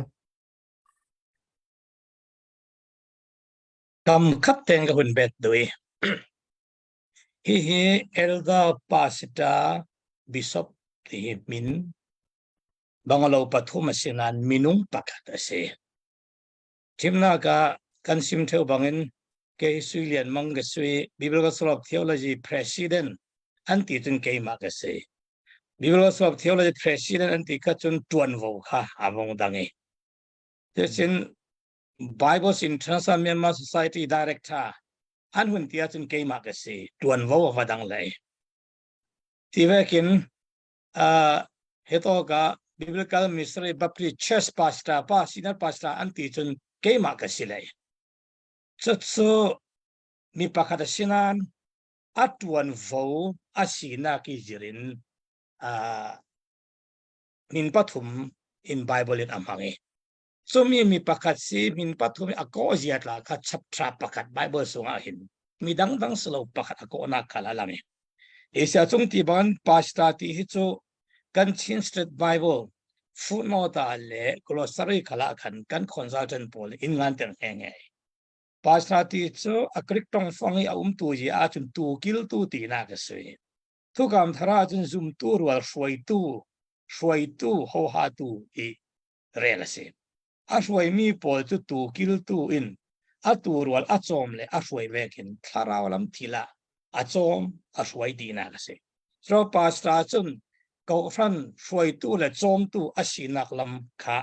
a rel mi ase Choi pastor chun a chom long silavin elder tiarun ko na krik tong fanga presbyterus tiasi chumi ra si ti si aum ya chu upa ti na kase hi hin ko ran shoi tu poliza umnak dignity lam asoki ti kan heto ka kolosroria kan skola pon in ngan sa tu bishop ti mia chun ko ran ho ha tu ko na ministry thusim lam le thuzit lam silavin u kong nak lam kai thong nak lam ho ha tu asi nak lam kha asoki ti kan a definition class in ngan teri so mi asi nak pathum mi pakhat si atuan ol asi nak pathum re na ka siti kha he sia lalle sia chung re mi kha karun se kalung oi tok a fiang zet deng tia karua te kan chan a sarwa kan rak fe sun zam vi bau mai ke khami thu la phone pe paro e Bible share du kan oma si le chu dongklon tu bungkul na tirtha bungkul chang hai sari na le chang kul hon riat na chon pita kwat khat bunga chang khat na kisin chang thum nak tiang kha kan share si le kon khami tam pathum a pathum te rauri in min pathum te rauri min pakhat rang asinak tu kha fiang zatin kan rak mu thai deng chumi kha kan ma te ina kan rak share ke tua plurality of elders kamal takte pakhatte subet du mi kan nei e chumi chu chiang ase te sia chon plurality of elders hi kan rama menung tampin pasta tampi kan nei kau si hemi he plurality of elders asimai lo ma se ti tu khalan omite e chumi kha na tu kan rami kan practice dan he plurality of elders asingai ngai mo timi kha jang fa ten in rak phiula so la chumi thon pe paro o in pakhatte question kha karak bet mai ke te plurality of elders he jang ha athan nem na kan ranga that nem na ka ummo ko than ranga jang tloken kan thatem pi pai timi kha kami pahni te kha jang fa ten in rak suni sakula comment atla kami kha thusuna ka an rak red ronga kami kha kan chana sau deu nan jang fa ten in rak phi sak nga claudil có vấn trong đó tiếng ngô cái mà plurality of elders kha chu himi kha who runs the church timi kha 4 views on church covenant tui ka sim mi kha sa chung le sa suyan sim mi an job description ruanga si an timi kha afiang long salam ka ranga chon it's new for me sina in kau than thuan thua chun bishop an hun man ve te chun Greek concept la in kimi governor vekin tu kan thei mi si ka vi bishop ti mi kha cho Anglicanin an mangi chu sin Roman Catholic khalin an mangi khami pol kha kan ni chun elders kan phang I churuanga himi chabu hi who runs the church ti mi kha Paul eagle editor arak tuan na khamo chumi kha siar the si kan rama pastor pathata kan nei si plurality of elders se asikaulo mo no selo khami chu plurality of elders ti mi chu leading body an si yang adilen churuanga mi hekatin elder board tiang anti hekatin board tian du lo ruanga an mang lo num ding hekatin an mang elder board anti ruanga ani kha administration kai tu an si ruanga kan ram ranga elder a qualify me pastor a qualify me bishop a qualify me an uma chun ko ran ranga acha chut mi tika chun deacons kha an fima mo an fim lawa mo deacon kha deacon avung sin thun hu chun a job description kha leadership aselo chumi chu mi re khatin ti sa zatin pass don a check la in to du an ding comment ka siar te ka sinan kha pass don a check in to ram la u atul lo ya dilen bible kan sim mi si turuanga chun elder sujang ranga kan ranga thanem lo ding ti a thanem ding ti chun kan ranga thanem ding ruanga laimi ranga thanem ding ruanga lelung chun san mo ko han sani athanem dira bible an rak man mi asi ruanga chun elders kan vunti ve te chun leadership an ka si ama long te chumi leadership an kai te ka khan first among equal timi kha an laka elder pasari anum silen paranum sil hengan silen how to be chu an teng nan chui how to be khalin vote pakhat long anei vote pani anei lo I chumi kha plurality of elders atul nak si kalongoi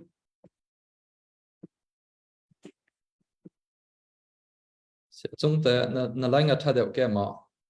cái line chama ko na vấn thế không mà tu kan thầy si sel chimi kha abung song loi tok hi pakhate ke ka mu ning bible elders plural man na abipi chami he one man ni organization mo pakhat khat kan shwe de ga khin he power misusing ki theu ton kan nongai na kha alui tung sa kan man ton cha ma kha protection cha hin pluralism plural leadership hi achimdu nak sarwa ti deu hi ka mu ning asi tu cha lai tlanga ta chut naga krifa bu pakhata pastor pakhat longan la khoi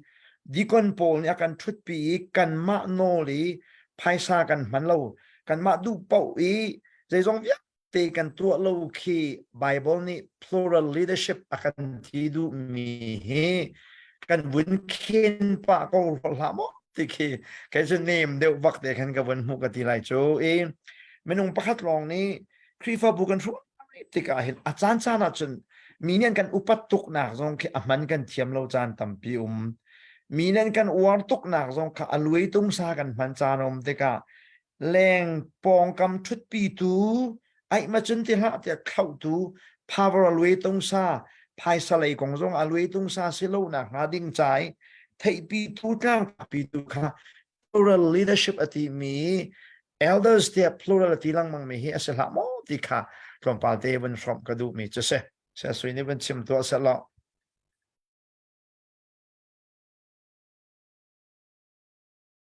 talk rất tin cái thầy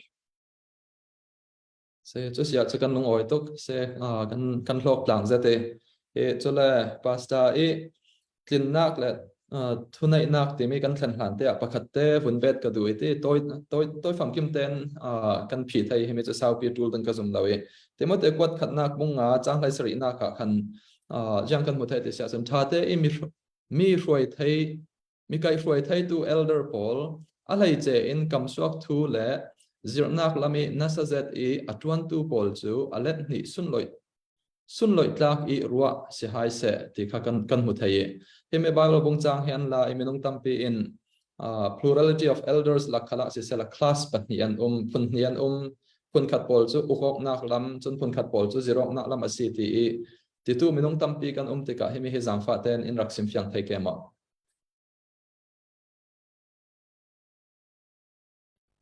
cả tin go win chim sa chun me hi double honor ti mi let ni upat nak ti mi kai ma kam huni nga chun thin lungi upat pina pathian dia hi akan chom tu sia te pek thet nak len nun kan flop na khe sarwa ti hi kai ma ni kam huning se awang chu pol ni phachang achil tu chotum chom hun na tem lai lo ti ben tu ken pathian rian tuan tu na chu kan member will de kha kan lo ben tu kan si de ka an thin lung ni an kan upat pina khan an kan upat na kha kut che ma hen pek na ka hen alang ok city hi ka double honor ti mi he me hi asde ruat ik kam huning se toiten lakha lampang tel tio o la kha avasilo zonga ki upat nak lang tar nak pek nak lak song bentuk mo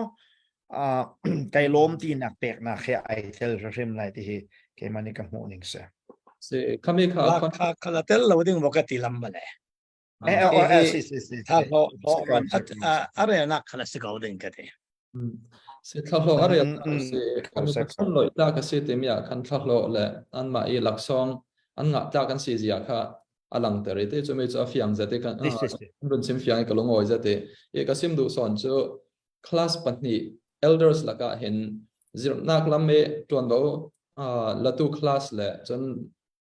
ugok na lami tuan bo nei tu class patni in a ummo te mi kha jangfa ten in rakrel sakula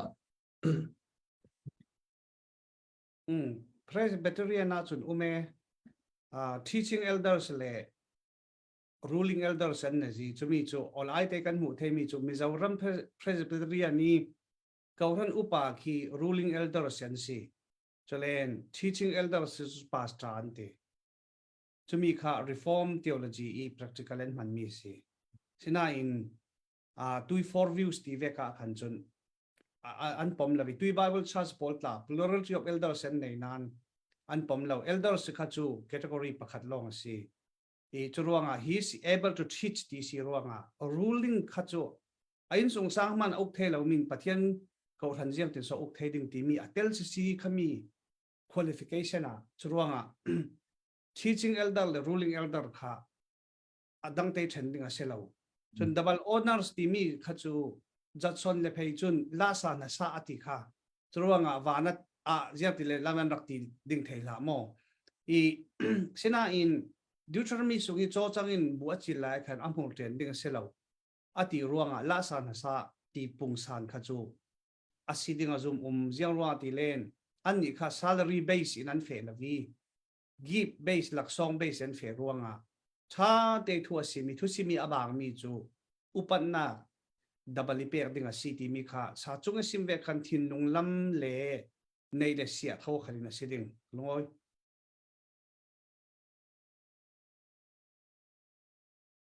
sia suite comment pek du mina nei mo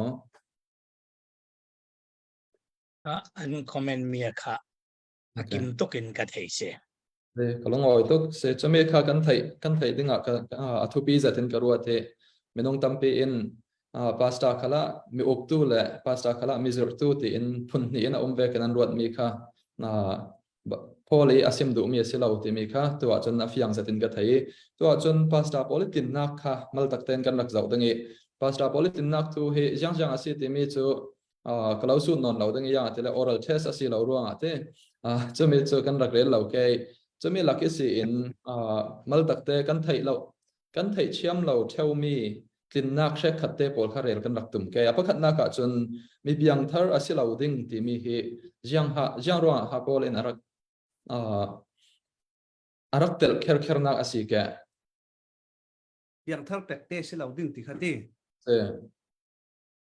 sa chung nangma vun simole chung hia tang la bang ase tang la shalal nang marun ti go setan luk sen na ka tlak lo nak ding sanga ati ruanga chun Lucifer kha kan ni chun Lucifer hi Isaiah thei sunge simi hi vanit lami Lucifer hi setan asi ti kan pom ruanga legend man asilo himi chu angai si historical pathian mai amo historical kan vun ti ka minung san nu selawin pathian mai arak tak mi si ti kan pom ruanga Lucifer atlak sen na hi pathian mai aporo nak prai ruanga si chura piang thar pekte ati tika kumziat ha siding ti kha chu harsa thil kha chu siding ni anni kha chu training formal training ngai ngai nei lawi biak ini kai khati bible study an tu I than cham tlangi khati thangan siding tika kumziat te chu kan rel thei lo ding asena in tharau lami naw hak tu kha chu pastor ding a chun achang thei lo an khal pang ding ati mi kha si chun spiritual pra hi chu ati nung lo lo hi pastor ka tuan ve I tu hi kum lai kwa ka tuan ni ka tuan nak banga kum kul te ka tuan thei ke mo ka ti kum kul kha chu na kum mei tha khara kim dingi kum kul ka kim lo khlen kum lai kwa ka kim dingi chumi a koram kha chu thuran va se la koram khala ka mu mi chu spiritual pride ti mi khi evangelist khal khi thuan vun sim thei de wi chi bai buk tuan tami amena tam chun kan rak pride zet chumi kha mi thu sim kan ngai du lo chun pasa ka tuan na ka hin kamit izau lo lo ka thu sim lai ti tikel kali izau du lo bible ve kau chiam chau mi hi tu ka member a ren lo mai chu pra in na ka si chu ve thu sim vun pek de vi le malte leadership an vun kai de chun an pra mai ti ka chun riang ve thu sim han du lo ai kan lai mi pastor chu in chom the lo pi an ti an thei mi a riang man an thei lo John bung thum chang lai ruki pathian lai tun adu do tuk ti man khi hi mi lai tu na ti mi cosmos riang ha sin ti vun ti sik se la achumi man sal thei lo ding mi khi an pride chiam chau tika khami kha chu satan heni si ra si spiritual pride ti mi chu pian thana arei khlen pride thei thau thau si sina an ni sana khan chun piang thar pekte kum ni ma kum thum ma phang formal education le an nei lo tika chun chumi kha si in ati nak sana si kalung oi sala simmi kha bible ko ni share ta pa ye bible khala kana siang to kin alangi zoom pasading chun zoom to tharasi la se chalo sile por thauna thona hal pang dingi diabo bagin thiam lo chor to na ka thu pang ding zoom to thar ti so asive khop mai to kol pol tla hi cho seya kan ti ping chut lun pian an re to mai chona kanau ta chun seya ti du lawi khri doi chun ti se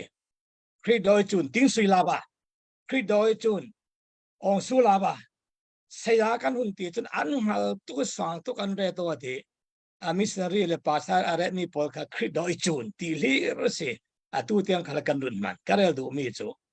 a ko le vai lei che hi seya ti han urdu an urdu ke sai ka mong khali seya chen motorcycle ni phur khal seya che ba tai ram seya kan hun ti khatami seya su tu lava si su dong pi ba ti kena klun pian re to mai chumi kha se ko ding zoom tu thar si ha se ti mi kha ya lai mi lak khala kan bible tong ta kan mai tuan lai khala tui chung khan se la zoom tu thar hi chu kan hal ol the mai ngai se chumi kha asibi ko ding ya chung he at chol la ma se sia thi tre ra ya tha thei lo tha yang khalaw sila kan arak jam in le mai ke pani nak kha kan rak fe la dang me zan sun khala sialal in mallai in rak sim zaunan nupi pakhati pasal asiding ti mi kha jangfa ten jang ro ha thupit ke kan ni tui sana te himi hi athupi mo chon Paul in jang ro ha nupi pakhati pasal ati nak sana si ke chui nupi pakhati pasal ti chu jang ha sul lama si ke ti mi kha mi pi Paul he kan confuse chawi mo kan rak thei cham thau lo te ka jang ha ti du san ke ti mi kha jangfa ten in rak chui ni sakula imi thu hi chu sialalin kun di se athading viva phun ti ve kha umi ka ti thei tuk la se kalung oi polygamy kha ngel chela Greek polin an rakchin tung la vi nupitam pinai kha Jews polhin an rakchin tungi chutika thukam dun khala nupitam pian na ji siang prang chu nupitam pi nei la se athin long avak vai pang ding ti tla kha kha chumi kha pu khasi sena in kei chun kapom lo yang lo ti len tui living and mi pol kan ti men ding mo megathar pol an ma to kin chalen John Piper pol an vasia chale tui karaksimi cos beggar pol le hi to ki conservative bi evangelical conservative bi pachang tha pol fundamentalist pol hi chun one woman man hi mi kha chu pani in kan re da si le anupi thi a chun anga khau tian umi rai ri tla chun nupi pakhan nu naw pakhati mi party mi jiang ha si ti le kumija thana si nupi kan nei kanupi in thi san bangta sa kanupi nei athiang mo ati asu ti tlong ta pa in rai ri in kumija na si ati kum som li ati na nau tuk lai nei lau na thei jik lo chura na nei atul ding ati rai ri tla kha chun nupi thi san mi kha chu apoi lo nei sal ti khan apomi senan John MacArthur pol chun one woman men ti ro ri si wal anti chun mizan jing kasim mi believer chapel rak thok tu kimi New Testament professor raktuan Dallas Seminary raktuan da mi Louis Johnson a thizau chumi chun one woman men ti mi kha anupi a thi nu i nupi a thi tika one woman men ka silau pi two women men ka si si ati ruanga elder si khana step dong e nang ma in te ja thana pomin ti mi kha chu sim thiang in karwat lo sena in chumi kha an pom dan khasi senan ka na pom lo te chon polygamy nupitam pinai ti ve kha chu ka pom lo chale nupi kan nei mi kha ajiang siang khala sela a ui red kan thel aniam bi kan ruam mana kan nupi a ui red ta chun Jesu Christ ve kan ui red ta thiang kan ti khala si len kan nupi khi uire se lawi rema thei lawin chanonu na mai nupi man kil khoi thei lawin pathian tu rul kap kil khoi ding ti mi chu achang thei law la dingi chulen khati khan wa chang suali nupi dang vek van ne ji nupi theni khati ve ki kum nga kum ru nu apoi lo ti pa cha lu le ti mi kha chu pathian amai song tuk chulen bible in kadu lo ati mi one woman men ti ro requalification atu mi kha chu akau thanin pom meng mang khal nung na pathian ya pom chuang lo ding khana blessing chu sim lo ding kau than songa chun ti kha asi churuanga himi hi chu nang ma inte ni jate na pom in tiu la ka pom mi kha aza te chun kalau sim lo ding cha ka sim du mi chu polygamy se lo chulen nupi uire ya chumi zau manin kan rel thelo mi si te ka kan ton lai thei mi si te ka nupi ui re mana chun ami pa khan athik thu se to ringa nupi to la ui re ti ve ma ami pa kha ti her umro nupi ui re ti ve ma ta si chun khami khai si bai khai si fe atul ding ti kha si azana rel de vin karun sim kalong oi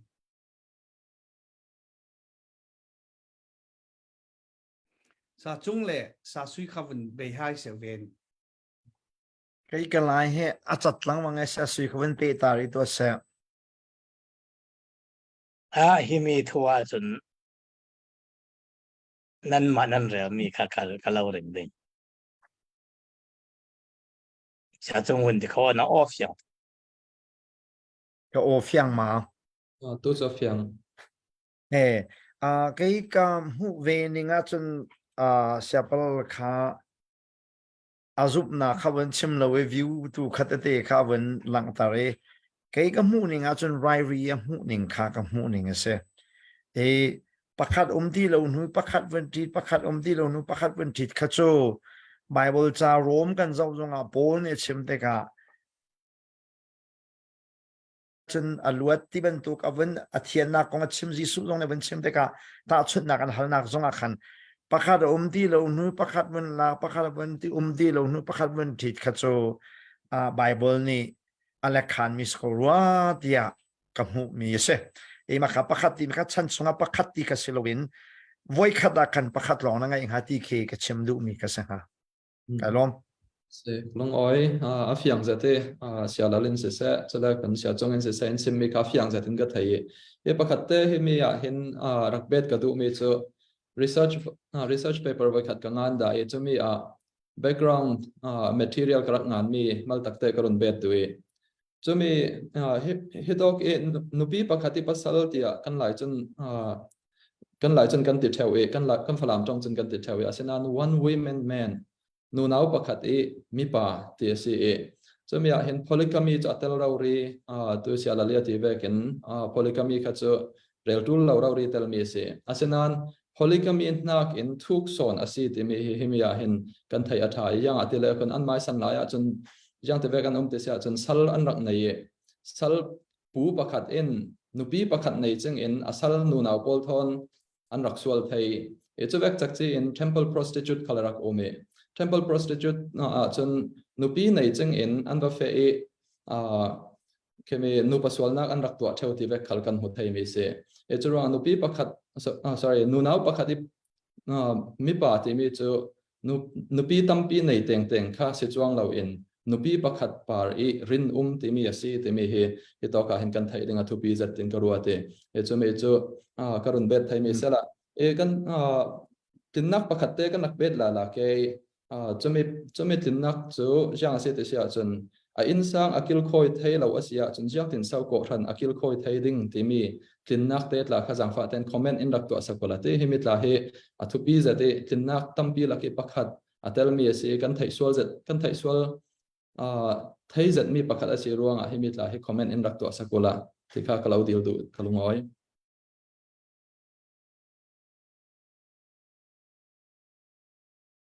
ta suin sim se kha pastor pakhat la afate ralka balu ruanga abang rau ri ti vek lam ni zan in sim mi kha khami thona kayo zat ding in sung sang khoi thei lo kha Okay, Timothy kot kat bung thum sang jiang ti le mi pakhatin amai insang jiang ti okding ti a thei lawa chun jiang tin so pathian ko ran cho akil khoi thei ding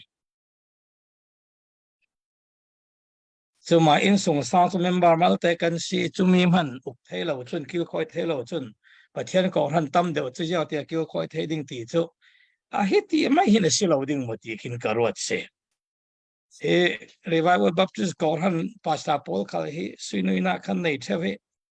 chu pastor pa chu ama chu committee le palai meeting ve le meeting a chun thua nei leng lengi amai sung kwa fa le pol mo pak ki khoi thelo thu phan long long ti ve ka kha kan ti oi hun ro chun a si ve ngai lo so ati tita ta chun a fa le pol ka zum tuan seding an piang thar ding ti man kha aum lai se pasha sung ko achun chronga mai nupi fa te pol run dam na ga foi thei pathian ti za na ki foi tu foi thei chumi long chun pasha tuan se ti mi hi a hi ti angan mi vek chek chi asimai tin ka chun kamu se sẽ là sẽ trông khăn hơn sim về se comment du min an nei mo nei lo si le chu thupi deu pakhata kan rak jump mai dange tha mình jump ko cho te sia chun tin nak chu za tin se sela te to chun pasta I thu nei nak thu kan rak ka chi mai ke pasta ko ran sunga hin zau in thu anai bik te me he thu su na ka lau su du e chumi a minung tampi in congregationalism kan fe pi congregationalism chu mi pi in thu kan nei asi ti mi fe pi tu kan chona rekhat scholar bible chiam pol le ko han polin jang ten antila la ti sia chun mi pi poli thu an nei asia chun yang tin sau bible man an thai chiam si lo chu ruanga thu nei nak chu pastor chulaw sela kon elders council of elders an si tu la se an ma in an o ka tu la se ti mi ruana ka ve la tika bible thon hemi he jang fa ten in khai kin sak thei ke ma chumi kha karak bet lo ke ma kan chana saw lo na dinga tui mizan e kan rak khel mi te kha pastor Paul e thu nei nak kha ko than e deacon Paul e thu nei nak thon mal takte kan rak khai kin la ke menung tampi in deacon Paul e thu nei nak chu tak salam dana ase churuanga tak salam dan thul ha reng reng pastor in jam hanin rasim thlau chon na kan ni khalin pastor Paul e tharau lam thunai na ka jam han kan lo sot phat ve lo ding ase ti anti mi tla kha jang fa ten in rak chui ni sak lo lo late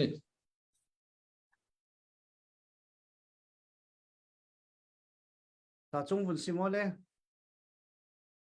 cái lại tháo tu he ôn thì không mà ra kan thei ok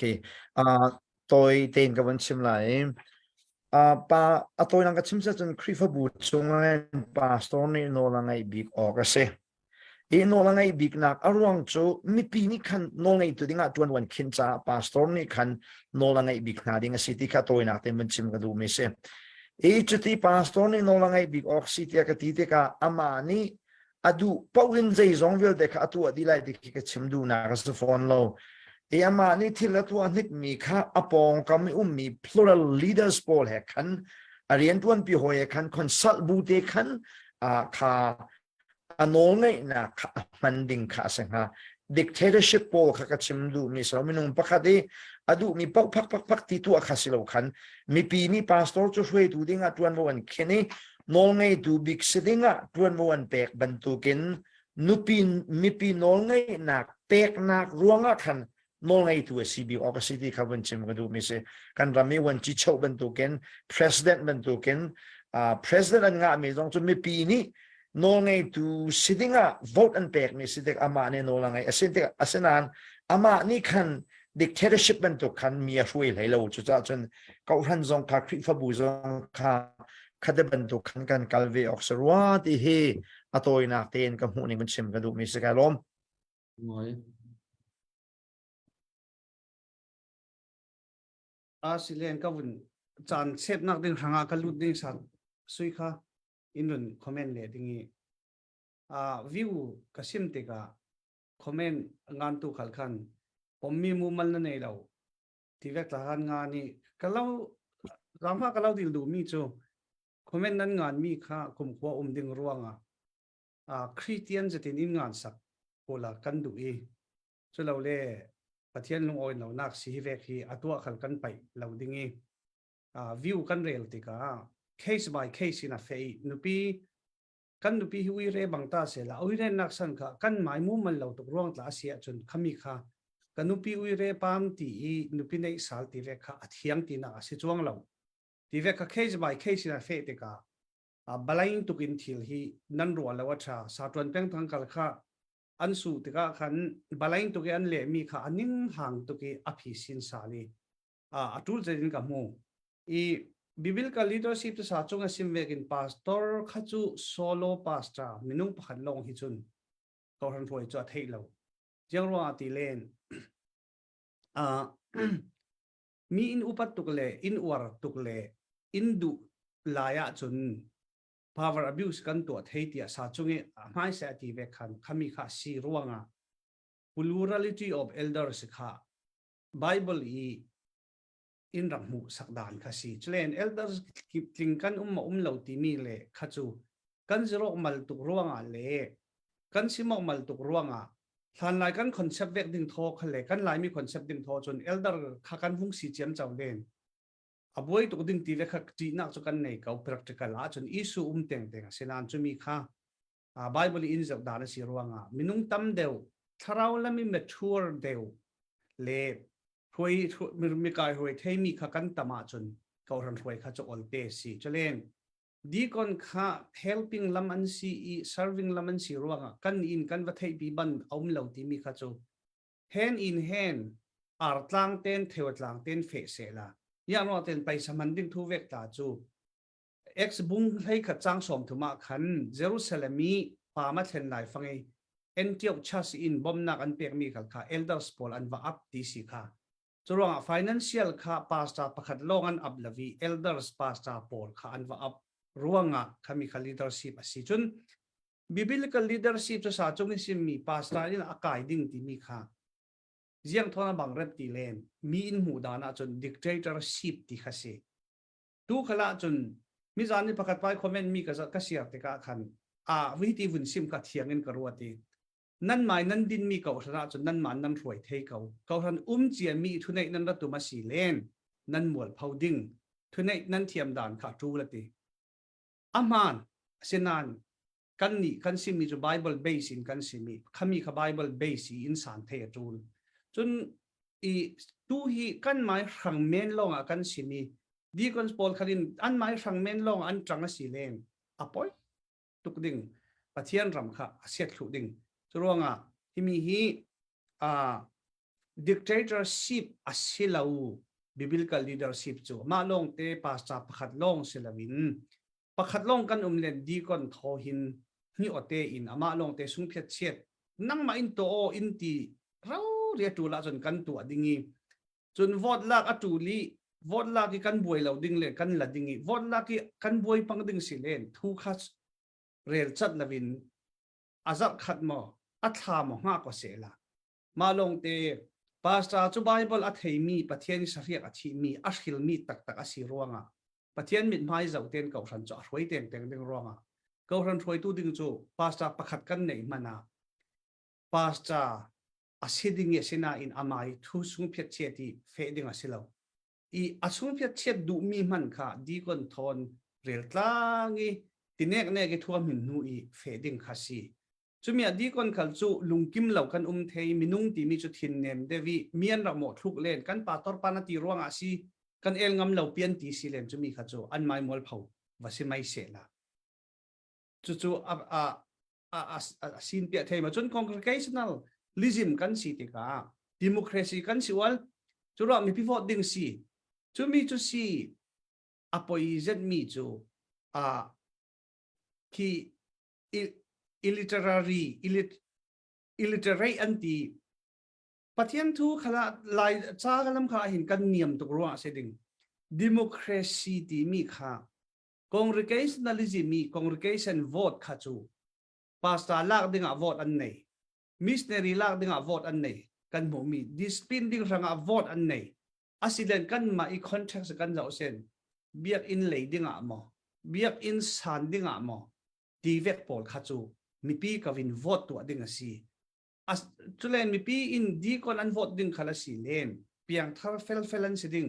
nai ngan ji lo ding tulen deacon chu himia si ding pasa kan lak ding khala himia si ding ti qualification chate kan ti thlia nu lo han tu asela chulawi thu har sa pau majority kan fe ding kan ti si len tu khala hin kan koi sal thok tui kau ran kan koi sal thok America rama hin yang ruang asiti len kan ma te kan ram ding thei zau kan fanu kan fapa ka high school an che college an che thang zau man kan tul non dau in le lau kan nei kan hatuan nget moto kan nei zau man kan tul lau churuanga I ma te kau ran din thei kan city thin long hi minung tampia alu tinalang churo kan koi thok zik phang long khe si te ka chun himi hi congregationalism ti mi kha congregationalism anu me ama ne eldership anu me ama ne khami kha julen secular ti vek ka church government chu pangalai si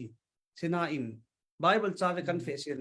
congregation ni an vote ding mi kha thil jiang kim asilau anma pasa orden ding ranga deacon lak ding ranga chuisin missionary ranga chuisin church discipline an nei nak ding ranga congregational vote asi congregational vote here confession America chawza man kumlia voi khatlong si president country chu congregational vote ding sio ka thatin general meeting kan taw tul ding general meeting war pau hi kau san a healthy lo kalong oi đúng rồi sa sui be to le a fam kim thasate beding khalcho ka nei tu lo nan ni khatte on tong lo mam chu ko ran hi chu anung mi sui organism te kan to hun le ding man ka thela me zum tu swa thlaraw omi chumi thlaraw nei tu kha van lam thon kan pe zo mo I anung mi khom phoi si ma company thon khal ta thi ma thelo de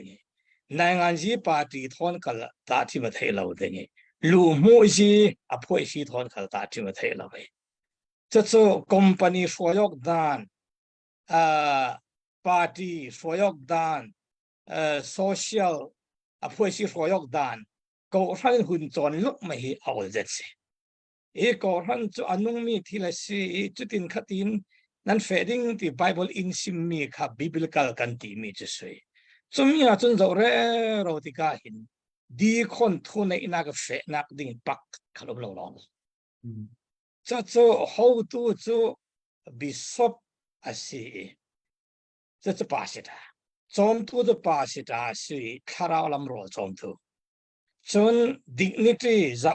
taki fe pi tu khal chu elda pa si ta se mi pa khat an sui chun hai parolam ta chun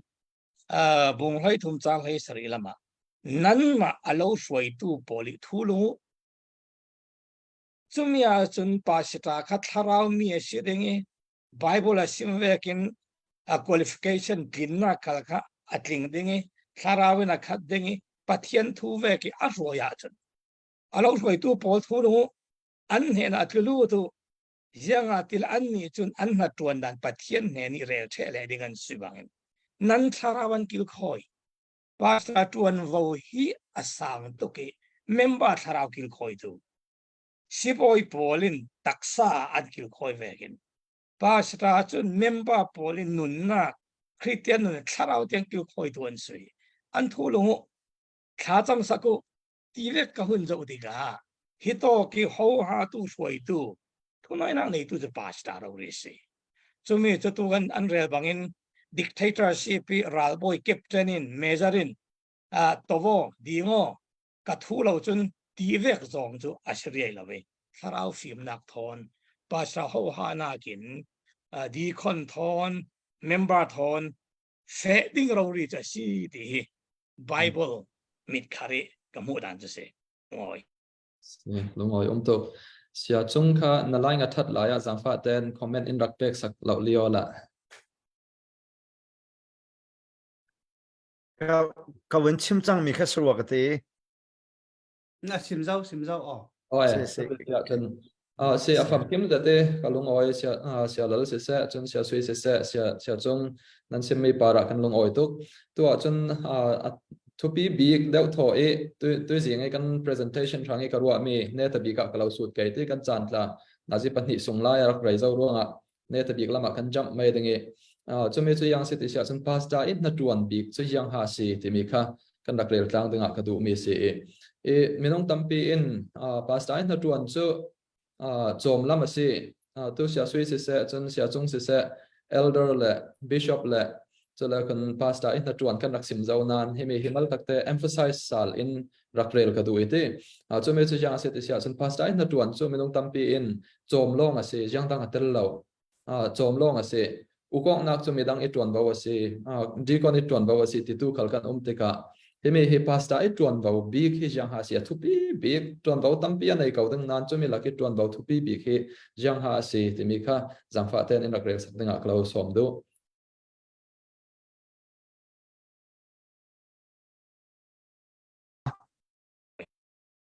chung sia chung he tang la bang te ka o athang ma tu kan thai tiang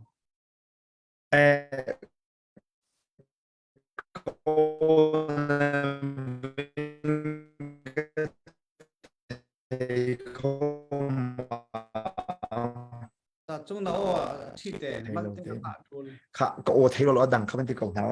okay adang ni khan ven tim saulon huwa ka lu te la tua atha kha vun ti lo lo ni okay asia chun elder asizonga pastor asizonga bishop asizonga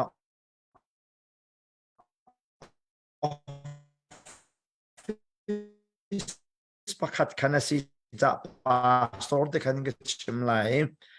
pas bible kan husak bantukin feedback mi se chuna panhina ka chon piak tu man lo chungin kan member kha protection kilvending he apanhina ka se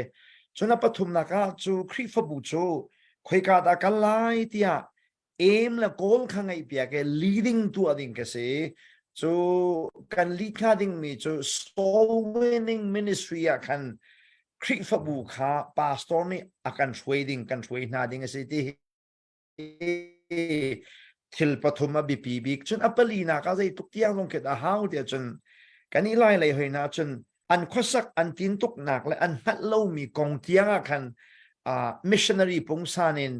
zai zong te a hen leader kan si chi oxity hi thil pali pakhat na ka kharau le ti la ro chom kending chon piak nak man lo bak ka fak pin kil vending chun kharau kau tlai nak mission le soul winning le ya kan lead na bak oxe vision tam pi kan pek na oxe rian tam pi kan khit na oxe anok na ka tak salai mana kan ki lai le kan ti cho an hat lo mi thil tam pi a mi kong tiang zong kha an khosak tin tuk nak tiang zong kha asi kho chongin kan tlang tak na oxity he thil pali atoina ten wen lang tar ka du mi se ka lom Đúng rồi. sa sui vun zamole Akim to ke an tharau rol kan pastor to an tharau rol pe tu kil to si vekin an ra laki sin a protect ding a kil ding zirnak so laki sin chun ti samina laki sin khovel nak laki sin tharau lama dam luan mo tharau damna tharau siboi tharau vitamin ape hai ding ka chu chom tu lam tu kil tu lam muan tua tu muan kil tu tia tam tuk mo nia sa mo pa mo ti vekin chon ho ha tu nan tu rual pol kha ho ha tu ru nan si vekin hovu kai foyu uk chuk zilama administration lam khala nan man kil khoyu kai foyu tia si ti ka khami lam khal kha ati ding si pa ye mission na lama e tu asa chung rezo vekin missionary lama kharau ho kainak lama bible lami kharau lam pitin lama khalam pol mo kha huap thu mai chu chu hun bet asim lo mi hun nem he nang se chu ya len tlo me ka vun lut lo li ding i kau than chu pastor chu thu sim ding long a si roi kai nak chu di ko dan tuan ding ti mi chu karwa na ka Mizoram Presbyterian ni ruling elders Paul ki kau than upati Paul kin tang pia chun administration ka ji chu mi kha khami kha kan thedang lavin kha vekin chule koram khala khan di kon in reipi kan in rak roi te ka chuwi kha practically kan mu mi kha kan sim me na bang asiding tin karwat sina in Bible chai kan sim mi kha tuisa sui in siar sak mi kha kan siar theu ga nan tu rau de vun siar ruanga Hebrew sungi nan an tu lungu an ni kha tu chen nang mai an ding le sa ding a si ti mi kha kan pathian thu hi ti na si kan ti ruanga adu an ding adu lawan ding kan mol phau chan khala ding kan ma khal kan tong kam kan ti se sol chan khala pha men ding chu kan minung sina ki tell me asi kan du lo zet na sinan roi kai nak hi pastor pakhat kan si len deacon thon hand in hand kop tang thei ama long te deacon sin in pom pi lo mi thila le in thei ban pi lo mi len hiti na si ti in tam de rei deuh chan ha ki simi chumi an du lo panga si len bible chun hiti ro ri na si ti thei ding kha kan tha si chalo len thu than na mai kan ding sal ding chwa deacon in ko ra roi ding ti kha chu akan practical zong kan rel an rel vekin practical zong kan vun resun kan deacon minung thek khata chu ko than tam pi an piam thal lo pi Bible khal an thei lo pi chulen Bible an thei lo chun pathian ti kha Bible sungi tleu nang an hui lawa chun pathian ti kha balai zatin pathian ki ti thei lo pathian ti lo nak dinga khin an ti na dinga an ti lawi chuwe kha athil chang thei lo mi asi ruanga chumi kha di koni ruai mi hi to ke thu su nak alu ruanga khan kawun bet mi kha si pastor ruai ding pastor pol ruai ding si chun pastor kan hatuan mi chu siang chak chi asi ti chu leading asi ขมีจะเล่น caring ขจู helping ขจูกันมาสิจงขัดกันเวทูลนาอินง่ายเขาทันไม่สาพอจุดดีก่อนสปอร์ตขันอันจวนน่าสายตูจอนาธานเอ็ดเวิร์ดที่เรียกพอลตาขจรนี่จู home visitation มันอารักตัวเรานี่ข้าตานาจีให้ทุ่มอัสตราดีจุดอินทัวเสมี revival ขลังแข็งเวียสินาอิน social activity ขจูอัสกิปทุโลโลจุดมีขจูเราทิมตักจูอัสเจียมเจ้าขันติดทุเราดึงนายนะสินาอินจอนาธานเอ็ดเวิร์ดพอลค่ะจุดที่เราเรียนสิจุนอเล็กซานดราแมคเคลเรนขมีเซปาร์จันไทยสันคติมีแมนเชสเตอร์จูเนียนเบปติชาสีปาสตาค่ะอเล็กซานดราแมคเคลเรนค่ะคุมสมลีปาสตาตวันเสพออันไหนสนะขันอามาอันนักเอ็กซิโพซิตอรีพรีชิ่งอัตัวไทยมีเห็นเราจุมีอเล็กซานดราแมคเคลเรนส์ค่ะอันนี้ฮีนาซีจักรตานาซีสมรบปักขัดอาสารมันดิ่งขันอัสตาดีจุรวงBible กันเสียรี Bible กัน study ถ้ากันจะมี meditation กันตัวจุนhome visitation ตาฮีอัตุลตุกเลวจุนกันเฟทให้เราขมีอดีก็นินบอมเสียละจนมีจุ leading sorry caring ทัวจน feeding และ protection สักจุงเอารุ่นซิมมีข้าจู primary job อาศิรวงตุย Alexander McLaren Paul Jonathan Edward Paul กรุ่นซิมดูมีข้าซีปุลปิตาชาเตปะเทียนทุกันซิมเทียจุนซาอาสมเรียดฮิจูกันคาวัร์ลุกซี pastoral ministry ฮิจุเลนจับตินเตอันรักรายทุซิมดิ่งเราดิขันหักเลยที่จะมีกันจอมเทียจุนจะมีดิ่งอาจุนนัสตักินกันเตียจูลกันสตาเดียจูลทากันจำมาจูลี preparation กันเนจูลจู protection ขันจนทุสุนับขลุ่นมีขันข้าสิเลนจะส่วนนักเตะขันเดียอินะแกงมีขันทุซิมอินระดิลปังเสละปาสตาอินรักปังเสละดีก็นินเตะขันเทมอจุยทุสุนักข้าชาขัดที่ตกเทตกเสียงรอติเลนติมาเตะกวดขันบุ้งถุมสุงาขันดีคอนสปอร์ตข้าซุ่มนักกายเหตุตัวเสดิ่งเตียขโมจางเรียดจางกว่าจางชาขันเสียระสิเลนกันหูดิ่งจุดว่างซุ่มนักอันการเงินตู้อันสีเวติกาจุนดีคอนสปอร์ตจู physical job ลองเสลาปี serving ลองเสลาปีซุ่มนักการเงินตู้ซุ่มนัก defense ตู้ขลันสีรู้งเที่ยงมาเที่ยงเราที่จะวิวลองนะสิมินดีรู้งมันเต้นวันสิมเสละอุเลนเอาพอลหาคาเลฟลามหินกันตรงนั้นเทบิกทุดิ่งเสกอดีคอนจวนฮีทานลุงนี่ประคัดไปงานมีดีก็ที่เราเสละดีก็ดัดวันดึงตีปุงสานีบางงี้อดีก่อนจวนนี้ทิลประคัดคิมียังกันดิ่งบ่อยประคัดงาดิ่งเวกปุงสานีรัวมีข้าเสละปะเทียนนาซีดีค่ะอินเทสักรามเทรามุทุกท่านนักไม่กันดิ่งเลยดิ่งเพียงท่านเราตายจูเฮลรามาอันตัวนั่นสดิ่งเพียงท่านสินBible เทราreal biblical leadership kan vunti veten dictatorship asi nan ko thaden lo tlan thausan thu zau an lo tlan thausan wi vau ding ti ve hi cho akhatuk lo mam khavek tong kam khachu apoi lo nan para atheng pang ding ti a phan um to truanga hi mi hi in pom saku in pom saku ti pom sim mu si chulonga pathian tharawin in roi theding sa chung mai se bi asim mi kan san sunga biblical te i afe mi kan human lo ding ma si kan ni pathum ta hai chu kan kum upajami som ruk kiang kap kan nai thangi sa chung le ke hi chu lai rong kan si kan san so chun kan human lo men ding asena at least kan fa ta sana anrun hu ding hi ka wanga khlap kalungoi se longoi tok afiang zatin ka thai pasta in hatuan an thupi bi mi jang ha se te mi kan thai ngai chon jang ve kha tel te mi khal kan thai ngai kan longoi zat chomi zat chu tui zani kan thu suak thai mi si sela mi pi la mi si comment an rak to mi le thu su du mi an nai mi te kha ke mi sentence pakhat ma pani te in comment in rak pek sak danga claudil du e panga te si ke rai lo ten toy te ten in rak sang sakula pakhat na ka chun ko than sung praise and worship kan tu ate ka ante mo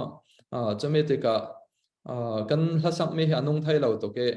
chome hlasak anung thai lo tok mi hi jang ruang ha si pasta itlin lo ruang a si mo cho lâu sẽ là con mi pi poli kan tin lâu ruộng ha si ti mi kha thu su na ka ome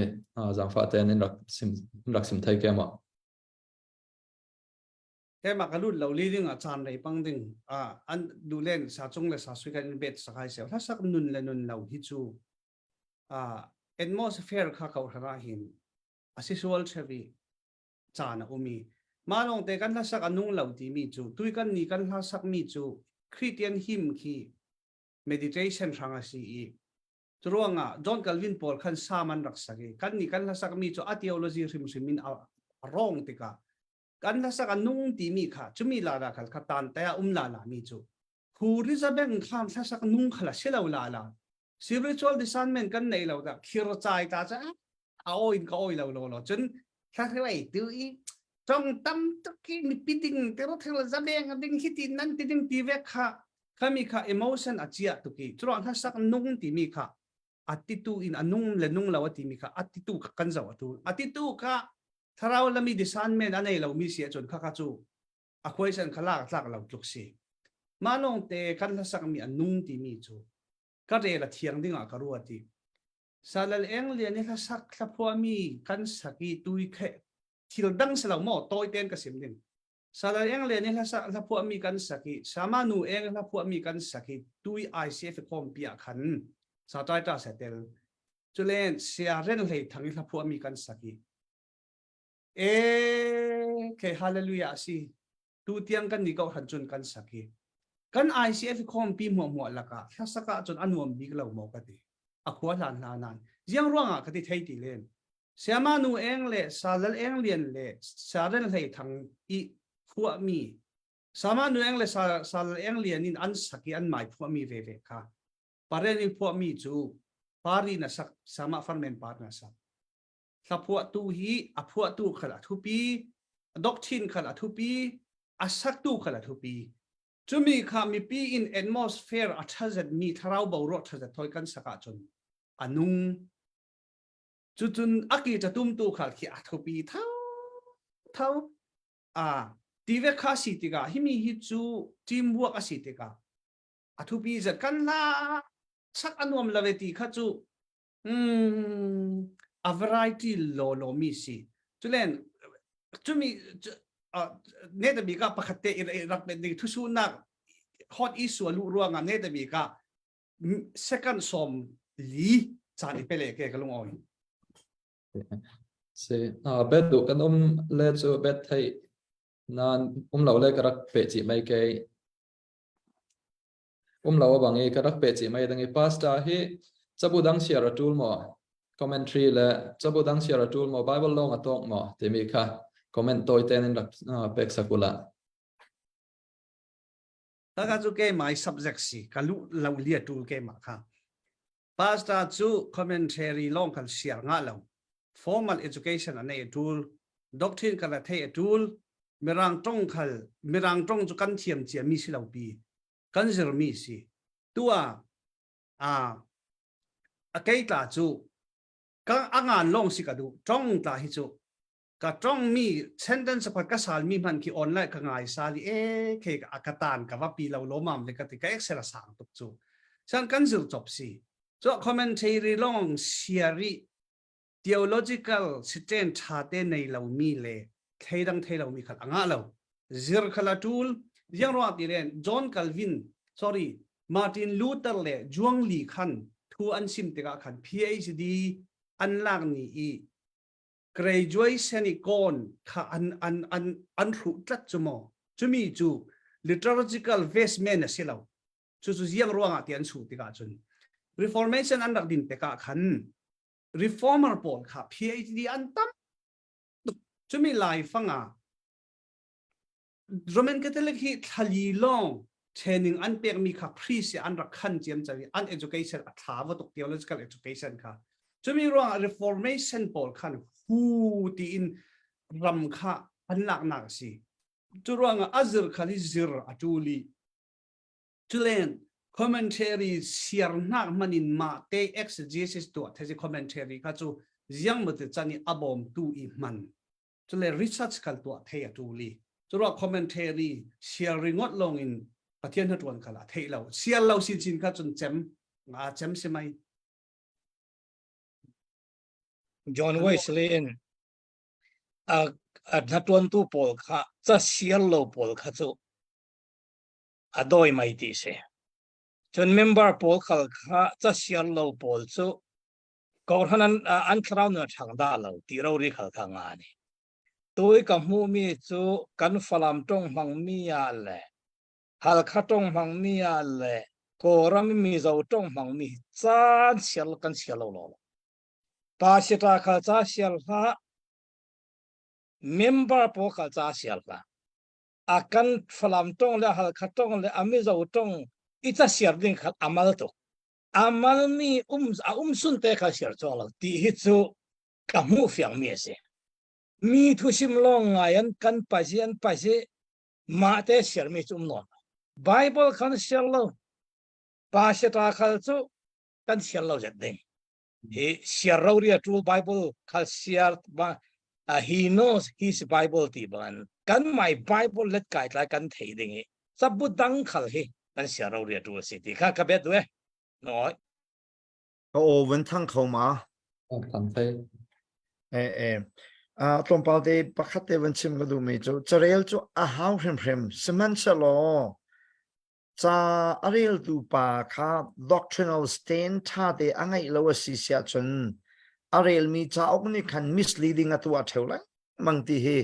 he ka kan ni bo ruak le ya chun ka wen mu mi se ta chun na ka lai tlang lai ka chim sia chun cha ok te ra mi he zai cha ok de dan si de chen Pentecostal pol ni an tiel mi cha ok te kha free and po nai makha an real chang ase khan chun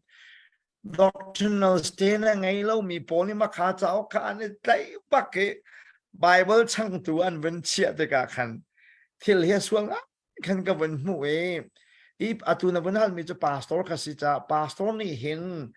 doctrinal stand te angai nuwa chen makaka a stand bomb tu dinga khan knowledge cha kan information cha cha khatam biarel oxide ruwa asena doctrinal stand angai chung lo si sia chen arel mi kip kha achok asi sia chen zai hedai lo de chen kan pulpit chungi mi zai kip phung chim tara khan ai lo sol khamati khi kai he practical in thil tampi he ka lai tang te observe ka tu na khan ka nget na khan ka mu te ka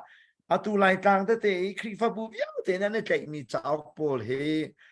free in alakan and pek mi chao te khan se maka chao ka ni da chua de de chen Pentecostal kan u naw pol ni free in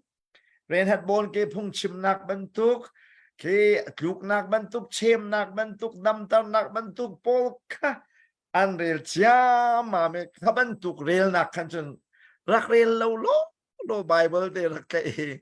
atat nak chan sang matika kompa de ben chim ga du charel tu he stand the angai hrim hau angai lotion amu mi chao po kha thu sana amu di la yung ki chu chao ki tampi lai tlang aphan yung ki chu chao khan re le makhaning bakhan lai tlang ver te kal di ko chu kha chu cha chen charel nen ti mi he ne ni American standard ke ti lai mo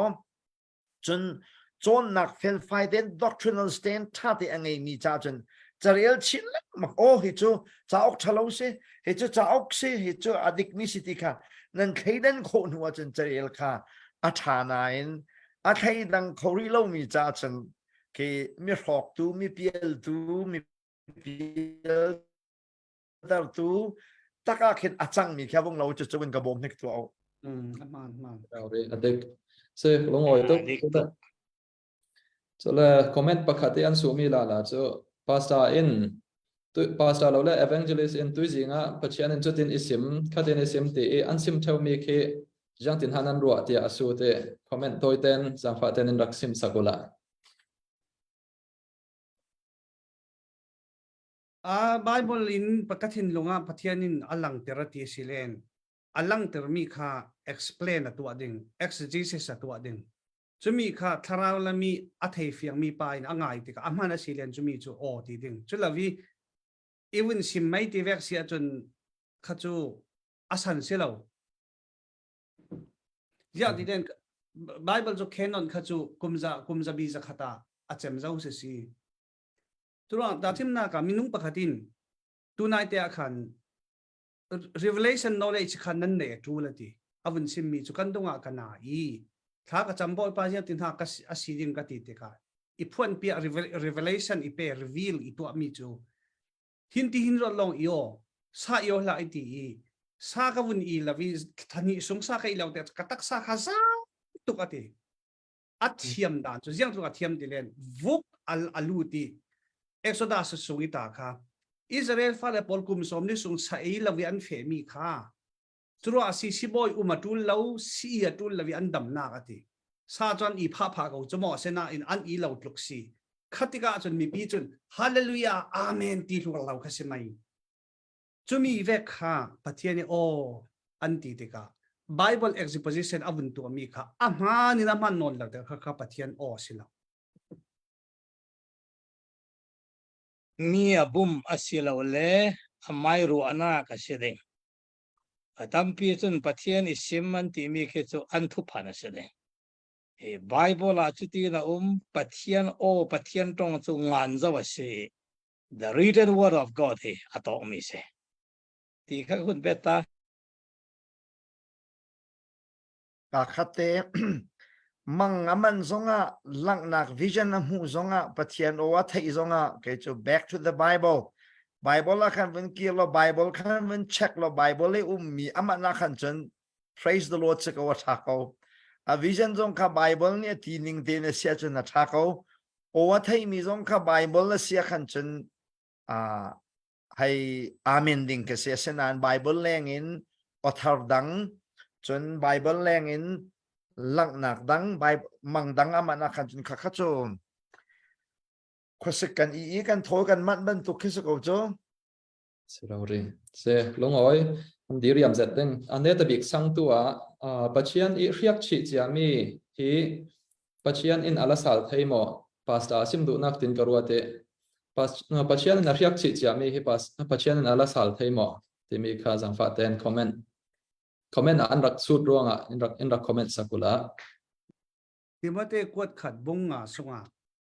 militluna zamrang te in nakut songa la ati mi kha pasta tharasilo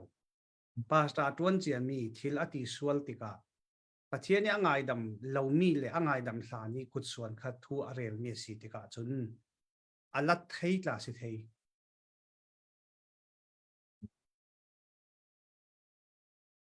midang te comment kan nei mo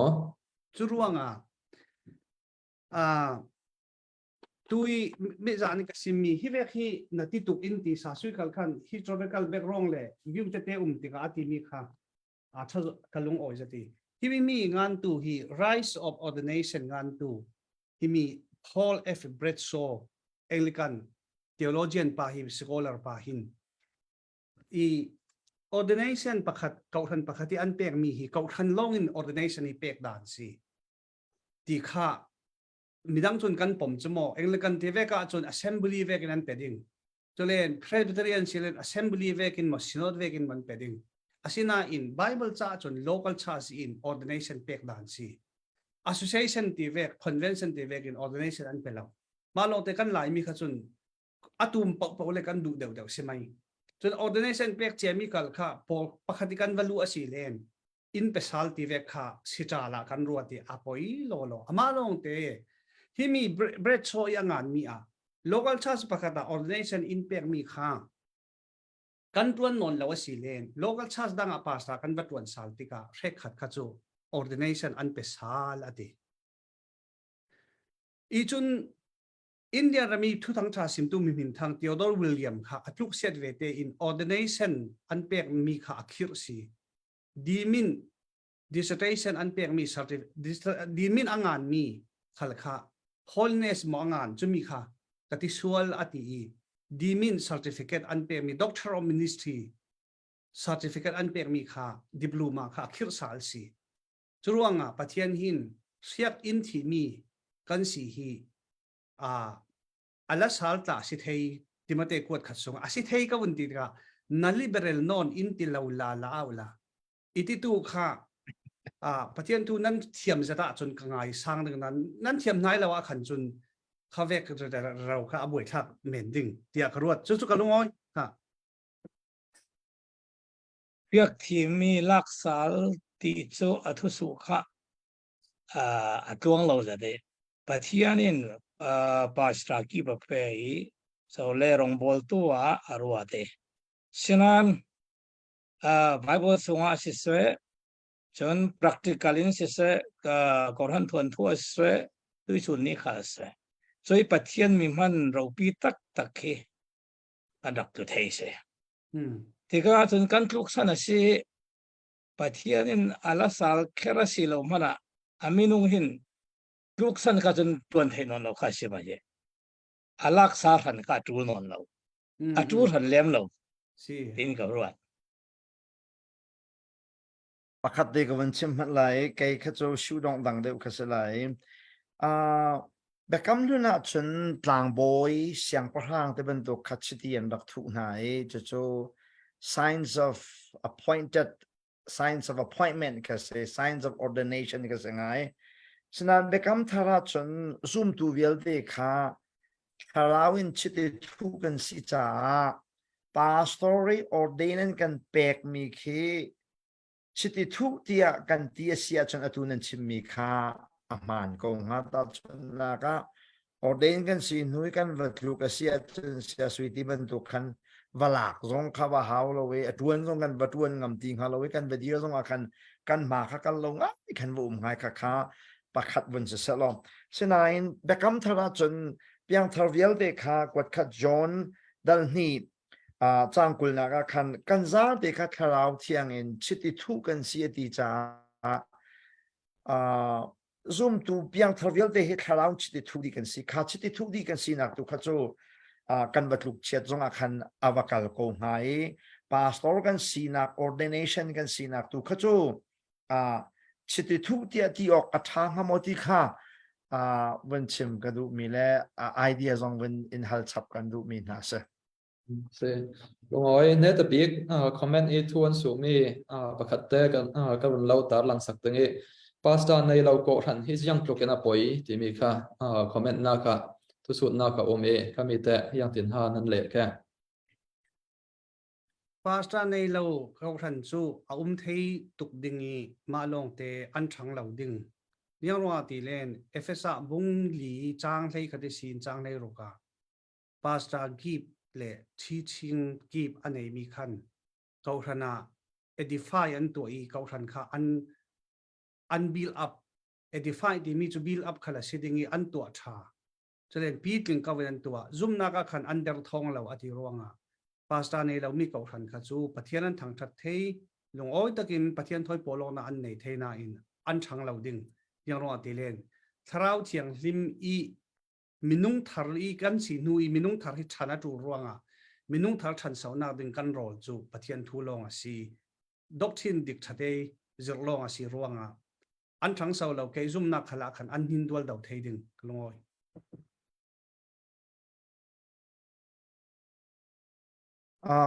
pastor ngay lo mi chu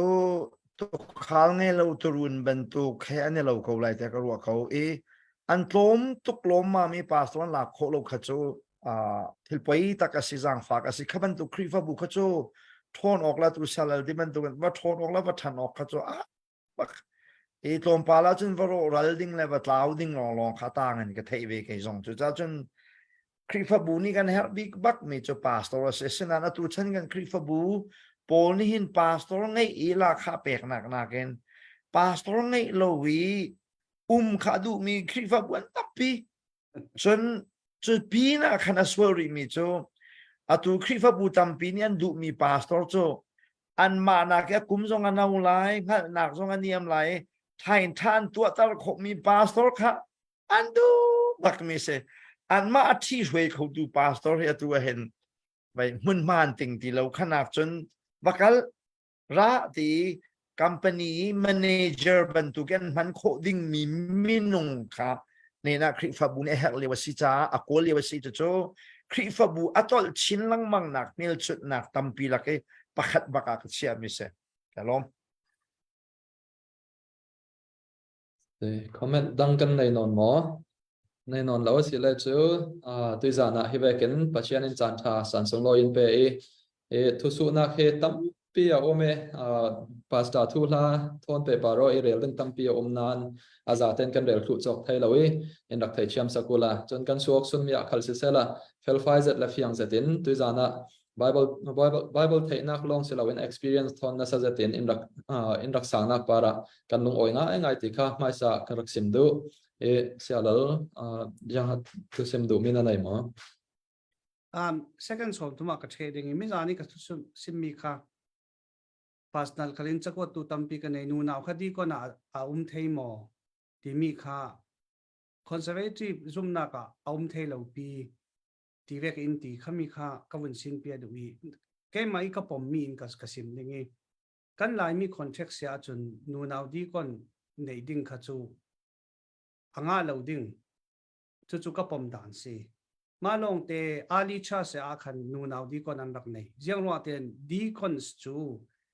leadership kai tuan se lo administration kai tuan se lo e ukchu ji kai tuan se lo ro serving law a si ro nga nu naw kha di kon an rak red chun tui sun ni khala fundamental zum na anei mi khala chumi be ka cha cha chun a practice mian jiang an tan san ti si len timate kwat khat bung thum chang lei khat chang lei ni